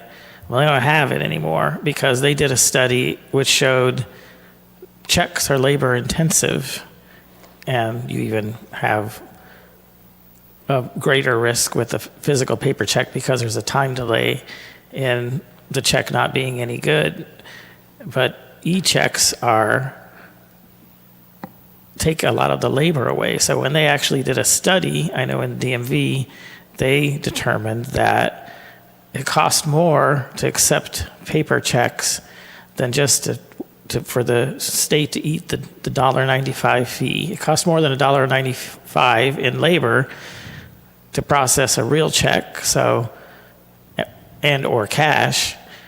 So they actually saved money by not charging the $1.95, but giving people an option of having e-checks. That's why there are places, if you've seen them, where you use your e-check. Well, even if you pay your property taxes, with the county, if you use a credit card, you pay the credit card fee. But if you use an e-check, you aren't charged any fee at all. And we did find in the attachment, we did find that there were less e-check fees than there were credit card fees. And part of the concept was, once again, and the city manager has incorporated this, and it's been a good practice with various different types of fees or whatever that we've brought to you all for your consideration and approval, is by resolution rather than in the ordinance. So it could also be something that we pursue with the resolution and have it there, and try it out, but then we could pull it back later, or if we determine later, come back and say, we'll add it back in, that type of thing. I do understand your analogy, though, with respect to there could be less time-consuming effort. I get that analogy. If I heard one comment, though, I do want to share. Based on the process that we have with respect to uploading through the system, through the ERP, and getting to the bank, it's going to be the same kind of time frame. Whether it's an e-check or it's a manual check. Yes, there would be the delay of if that manual check took a day or two to process, so we would have that. But once we upload into the system and we upload it to Wells Fargo, it's going to be the same time. It's basically like an e-check. Yes. Yeah. So that kind of time, we won't know sooner, because some people have asked the question as part of our internal discussion, council member, are we going to hold back permits and wait? Well, today we don't hold back permits, but if your check bounces, we contact you, you not only reimburse us with the bounce check, but you also reimburse us for the fee that the bank charges us. That's only fair. And in certain examples, if we have repeat offenders, because we do have a list in that regard, we will not accept your check. Sure. We will accept cash. Well, and I didn't mean to get off. I just want to give background. Because really, my understanding is the agencies that have done it, it's because they did a quick study and realized that it costs them more in staff time and labor to process a paper check I understand your consideration. I understand your point. Than it did for an e-check. So they wanted to try to promote the use of e-checks. and they wanted to give a free option for people to use online services. We will be charged that fee, though, when it comes through. But that's correct, but you do spend staff time and labor Understand. processing those checks. I understand. I don't get a paycheck from the city. It's done electronically. And the reason why that was put into place was because it saved the city money not to have to handle those checks. So I think it's just kind of logical that it costs the city money to receive and process checks more than what it costs for an e-check. So that's why I'm asking, did we consider, I know that we're saying, well, we get charged by the bank $1.95 a transaction, but did we consider that versus what the cost is for a check? This doesn't apply to the credit cards because those percentage, if it's just a small transaction, that percentage is not that high, but you probably get tens of thousands of dollars on some of these transactions, and so a credit card charge on that is quite high. So I can understand, and I agree that we shouldn't be, paying for that because it doesn't take long to look and say, well, it doesn't cost that much in staff labor to process that check. But Councilmember Gregory, was the question whether we want to continue accepting paper checks at all? And I apologize. No, that's not the question. No, I think we should continue because not everybody has the ability to have a credit card, that we should take checks and we should take cash. But my question is, does it make any sense for us at the city to charge this $1.95 for e-checks if it probably costs us more to process a paper check or cash, which would be an alternative, than to accept this e-check? And we have not done that analysis. It's a good consideration. We've just never had this option, so we don't know what factors, what reconciliations we're going to be doing. But I understand your point, less handling of the paper check. Yeah. So I can support this for now. Like you said, it's by resolution, but I think the next time we do a fee study, although this should be included like all of them are, because you would probably need to review what the credit card company is charging you. There are recent developments on Visa and MasterCard that may change these percentages, my understanding. But so you're probably going to have to review that sometime in the future. But when this comes back, I'd like to see that there's been some type of a review as to what the cost is of processing a paper check or accepting a cash payment. Very fair. And so we can relate it to this. And like I said, many governments have decided to accept and not charge for e-checks because they realize that it actually saves them money and encourages the use of online transactions where otherwise people might not want to do that. They might want to come in and pay you by paper check or cash instead of doing it online because they don't want to pay an additional fee. And once we implement, we'll be able to evaluate and be able to tie back to that. And you're correct, this will be in the fee study that we bring back to you at the end of April to include Andy's fee with respect to that. And then we had the historic preservation, I believe, that renewal that was dropped to $50. Okay, I know that's not that much time, but maybe you'd at least have a chance to feel it out. Or do a little research, because like I said, there are other governments. Ask them why they don't charge this e-check fee, and I think you'll find out most of them will say because it costs them more. And FYI, if you all approve this tonight, this will not be implemented tomorrow. We still have to do the setup. Okay.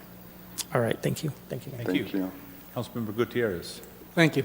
Kevin, I do business with several cities, and I think $195 is very, very reasonable.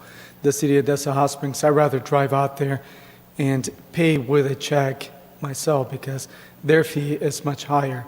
And also, the many cities, my biggest concern with the e-check or any check is that whenever you go to a city and you pay with a check, they actually do not release, after a certain amount, they do not release any permits because of the chance that the check will not clear. So in my suggestion is if there's a permit that is above $750, that we do not release any permits for that opportunity. unless they pay cash or a credit card. That is what the county and the city of Desert Hot Springs do for that purpose, because a lot of checks do not clear. Did you say $750? That would be low. Right, that's the minimum. So any checks above $750, then you cannot release the permit unless they pay with a credit card or they wait until a check clears. And I just wanted to clarify, and I heard what you said, sir. Our bounce checks, we're a fortunate city, knock on this limit again, I did that earlier today. We don't have many, and we do clear out our checks on an annual basis. It's a reportable item at our year-end audit. It's a balance sheet item that, and we go collect and we get, because we revoke the permit. The permit is no longer valid, but we don't, right now, we're not set up to hold or wait for and then wait for those checks to clear. Well, if that would be that would be something we would have to pursue with our institution and see if we can get some kind of a clear report on those on a daily basis. Keep an eye on it to see what the amount of checks that bounced that were not cleared by the banks, if the amount is excessive, then we can actually come up with an idea to make sure that we don't do it. We'll do Because trends. There's a reason why cities do it. We'll capture trends. Okay. Well, Thank you, sir. But we'll track trends and report back. thank you. Any other questions? Mr. Brad Anderson would like to comment on this item. Hi again, Brad Anderson, City of Ransom Ross. I'm complex. I'm opposed to this, I guess. It's just, you're a government agency, you're providing a service or whatever the people are paying for, and they don't have a choice to go to another city. Well, they do, but you don't want that. But I guess my point is, it's the cost of doing business. Any business would pick up these fees, and there was talk about e-checks. Very good point. Taxes, property taxes. Yes, definitely pay the easiest way, and online is the way of the future. Everybody's going to do it for bookkeeping purposes mostly, I would think.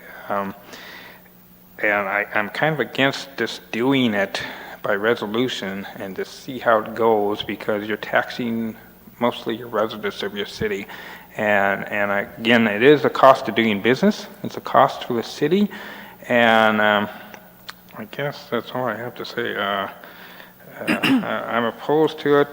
I'm trying to think of other topics that I want to talk about, but I say absorb the cost. And the e-check is the wave of the future. I think I use it a lot for everything. Mostly my bills online. I telephone most of them in, and I do that. So I'm opposed to it because the residents of the city will pick up the cost, more increased cost. Okay, thank you. Mayor, I just want to provide one clarification that this is not a tax. That this is a transaction fee. It's not a tax, and it's only charged on those that use the service. So I think the last time Kevin and I looked at this, we were talking about like $55,000 that the city had already amassed in these fees, kind of on an annual basis. And the rest of the residents who aren't having these transactions are the ones that are bearing the cost of that, not the individuals that are conducting that transaction. So I just wanted to clarify that it's not a tax. And those have to be credit card fees because we haven't been charging we haven't been accepting e-checks. Correct. So, yeah. Okay. Yeah.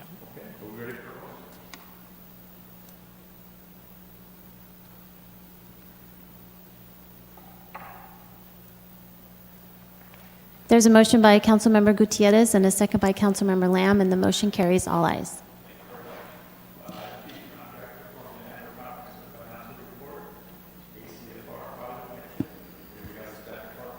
Thank you. This will be Kevin again. I do want to draw your attention to the fact that you all received an updated contract on this.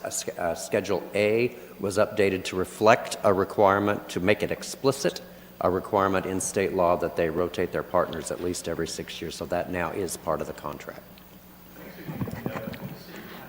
Hi, how are you all this afternoon?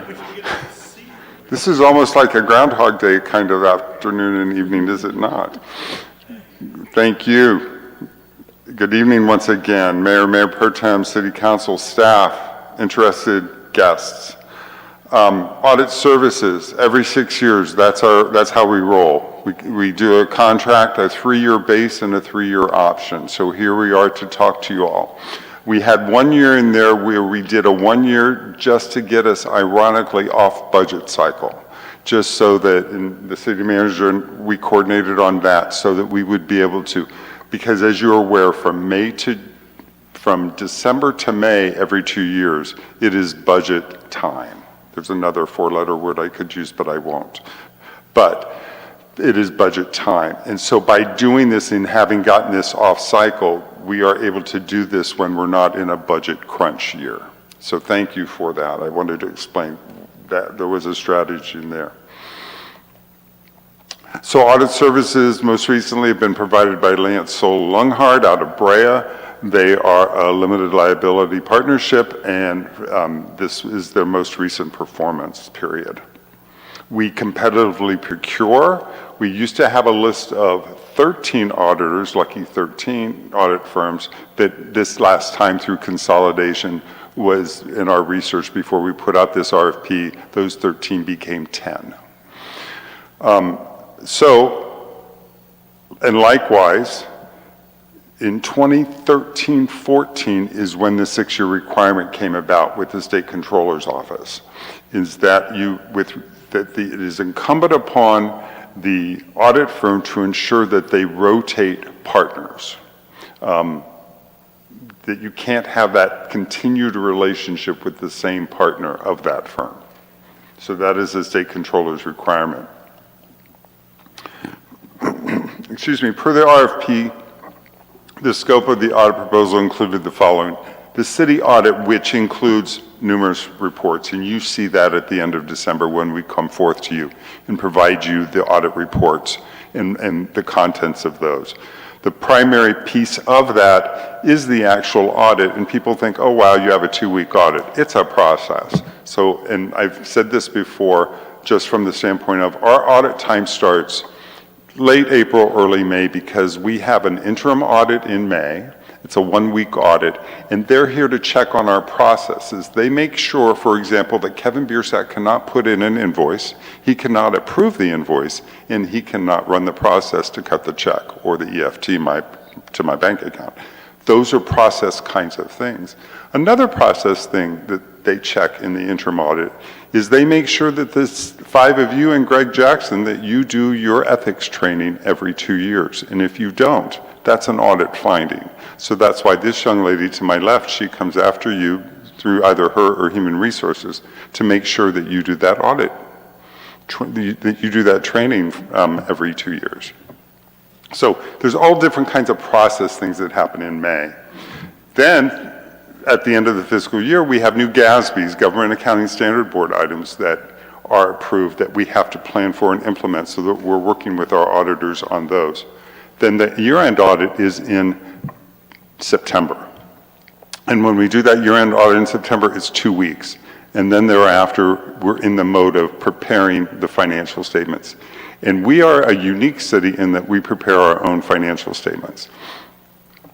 And then the financial statements tied to the city audit, the GAN limit review, which is also an audit item to make sure that we do not exceed our expenditure authorization, and the audit for the single audit or our federal grants and the related reporting associated with that, because we have to pass the single audit for federal grants in order to ensure that we were properly certified at the federal level and at the state level, because if we're not, then that hinders our ability to receive federal grants. So this kind of gives you an idea of the scope. The RFP, on January 5th, we issued an RFP to those 10 firms. It was posted on the city's website. By the closing date on January 29th, which, by the way, we did include a period in there for them to ask questions, we had over 60 questions from 4 different firms. We responded to those questions and responded and had those posted on our website. So in the end, there were 5 firms that contacted us, and you'll find this to be anecdotal. This is a little bit of a story. 3 responses were received. 2 of them were received on time. If it's not received on time, you get the hook. 1 vendor responded stating that they were not accepting new clients at this time. A respectable vendor, they actually are the vendor that does the RCTC Measure A agreed upon procedures audit every year. So we know those people, but they're not accepting new clients. Totally respect that. And this is interesting. We did have a vendor that contacted us stating that they ran out of time and they didn't realize the due date, so they would not be able to submit a response. Amazing that they responded and told us that. So that was just ironic. But we did hear from 5 out of 10, and we wanted to share that with you. Our 2 senior accountants, London Powell and Mallory Geary, you know both of them, and they were the primary ones. I was the backup with respect to the 3 of us reviewed. I held off on my review until they did their review and then did my independent review. Then we got together, we did our thing, we conducted our independent reviews, and we have a spreadsheet with respect to how we rated them. The 3 items highlighted here are the 3 items where we were most, where the 2 audit firms that we rated were most disparate. On the firm's size, structure, and resources, the qualifications of the audit team, the senior. 1 vendor did not even give us a resume of who the senior would be.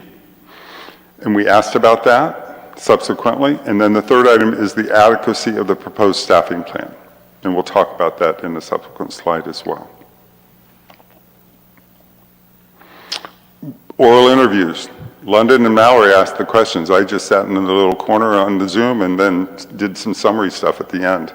But the oral interviews were conducted and client references were checked. Based on that, and after that was done, and you'll see later, we also had a separately sealed cost proposal, and we do that in finance. Sometimes in certain kinds of proposals, it's not separately sealed, but for us, we like that because we want to evaluate just the technical calls first and not be biased on the dollars. So after the 2 oral interviews were conducted, we just wanted to make sure people understood where we were at and what we were doing and the timeline and the care and feeding that we need, or also what we do. So we always do a best and final offer, or a BAFO.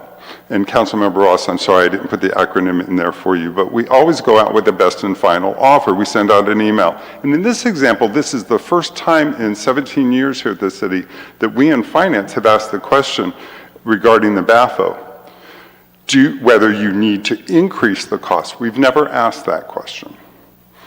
Or is your price stay the same, or will your price come down? The sealed cost proposals were reviewed for those 2 responsive firms. And ironically, with the BAFO, with the request that we submitted, both firms came down. We had expected 1 firm to go up. And the story can be told with respect to the annual cost, the number of hours, and the average hourly rates. And both bid their proposal for 1 single audit program. Most years we only have 1 single audit program. For example, the Cathedral Canyon Bridge is a perfect example. The Date Palm Bridge is a perfect example. Those are audit programs that are audited. They're high dollar and they're Caltrans, they're federal grants. If it's a Caltrans grant that's piddly, it's $500,000, and you go, Kevin, $500,000 is not piddly. It's under the threshold. It won't even be audited. But a large dollar value grant will be audited, and both of those bridges were audited. So typically we have 1, but sometimes we have 2, because sometimes CDBG, which you've heard about today, with the annual action plan, we have had CDBG get audited because it was above the threshold in a good year. In the old days, because it used to be $500,000. And we would have CDBG entitlement of more than $500,000. But now that it's $700,000, we probably won't be doing CDBG in the near future. So here's the pricing. Here's the bottom line. Lance Soul and Lunghart, $68K with 425 hours at an average annual cost of $162. Clifton Larson Allen, $53,000 with only 291 hours. When I shared with you the timeline of what we do in May through December, 291 hours is not enough. That was our red flag. I have another little anecdotal story to share with you on this cost proposal as well. When the cost proposal came in, the dollars didn't add up. What are we talking about? We're talking about an audit firm. Check your dollars. Some would say that we probably should have thrown it out, but we didn't. We went back and offered the opportunity for, we see a problem, does something need to be corrected? Yes, it needs to be corrected. I'm sorry I was not available that day, and it was our administrative staff made an administrative error. You do not throw your administrative staff under the bus. So that was a red flag. So you add all these factors up, per the city's municipal code, Chapter 3, Section 12, Paragraph 180, under best value criteria, we as the review team determined LSL to be that they effectively demonstrated they would be more thorough with their audit processes and provide a clearer understanding of our city prepared financial statements. Bottom line. We felt that they were more effective in communicating their ability, capacity, and skill to perform the services requested in a prompt manner and be able to provide dedicated resources.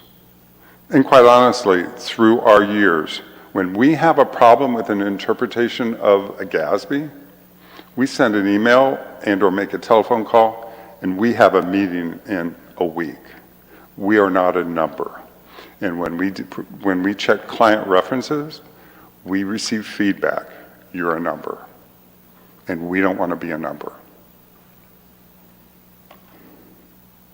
So in that vein, we recommend to you, our governing body, that you authorize our city manager to enter into an agreement with Lance Soul Lunghart, LSL, to perform the annual audit of our financial activities for a 3-year base, which ironically the price is flat for all 3 years, with an option to extend up to 3 additional years. Let's go back to one of the first slides with respect to the state controller's requirement with respect to the auditor partner. Mr. Domino, who has been proposed as the audit partner, last year was his first year with us. So LSL and the city of Cathedral City will ensure that he does not stay on as the audit partner longer than allowed. And we won't even have to ask. They will come back and say, we are going to rotate the partner.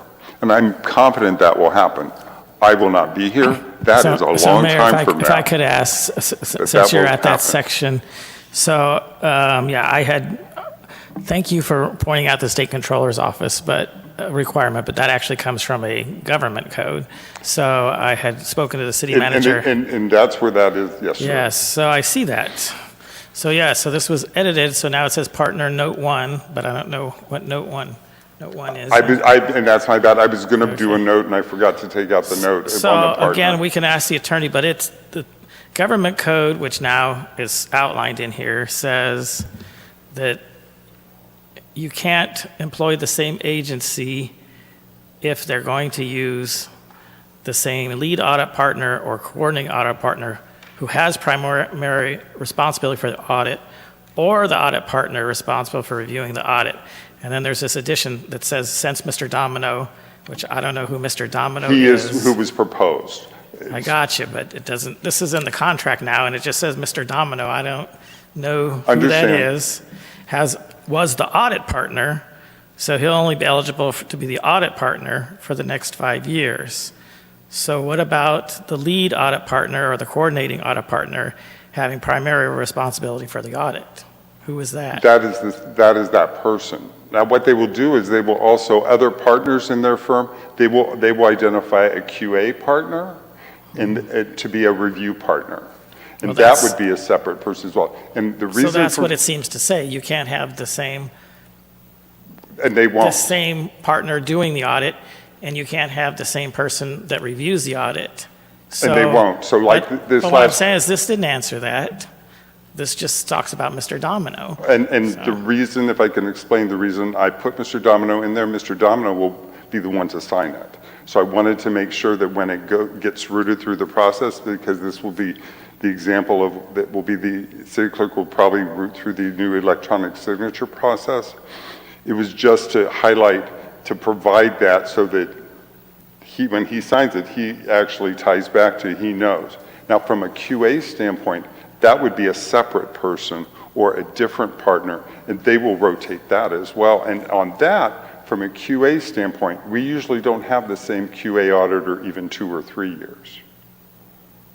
It's more detail, it's additional information. And that's good, and I'm not trying to get into all that. I'm just trying to make sure we don't approve a contract and have audits done that are in violation of the government code, and then have some issue later on where our audits are invalidated because the state controller, who may not realize it right away, may take some time, says, well, wait a second, there's this government code that I'm supposed to enforce that says you're not supposed to use the same firm more than 6 years. There are some exceptions. And one of them appears to be that if there's this rotation or this walling off of the person that does the audit and the person that reviews the audit. So I wanted to see some language in here that made it clear that they were going to be required to do that. But all I do now is see some language. I see the part of the government code there. That's good. If the next sentence had said, the vendor will comply with the government code and make sure that the one that does the audit and the one that reviews the audit are not the same people more than 6 years, I'd be happy. But then it goes on about Mr. Domino, who is one of those two. So That's on me. That's on me. I just did that because I knew that he would be signing it, so I incorporated that.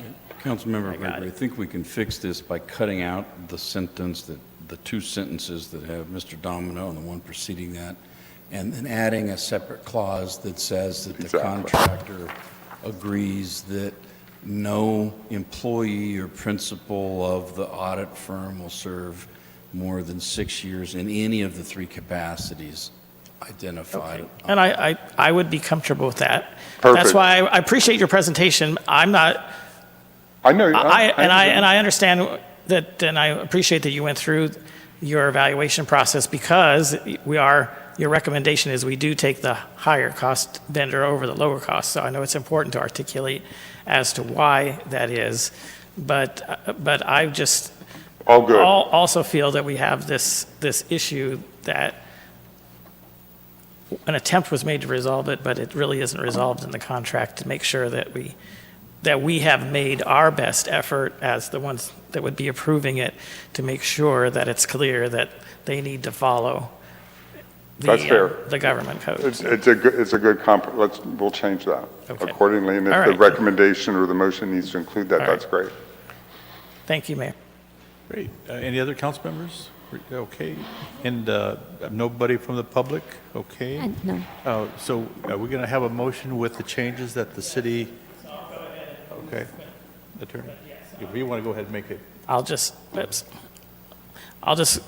make the motion and as articulated by the city attorney that there would be a change in the contract before it is sent for signatures so that additional language is added to ensure that both the vendor and staff are aware that we'll be following the provisions of the government code as to auditor and reviewer rotation. Very good. We agree. Okay. We have a vote going on here.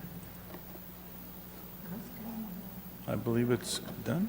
Do you not, Councilmember Gutierrez, okay. So we have a motion by Councilmember Gregory and a second by Mayor Pro Tem Ross, and the motion carries all ayes. Thank you, Kevin, very much for tonight. Thank you. Long and hard, but thank you very much. Thank you. Okay, are there any items for future items we want to discuss, and council members, anything? No, I don't see anybody. The next regular city council meeting will be held on April 10th, 2024. Meeting adjourned. Thank you for everybody. Thank you, everybody. You have to take us out of closed session. Mr. Vale, you have to take us out of closed session.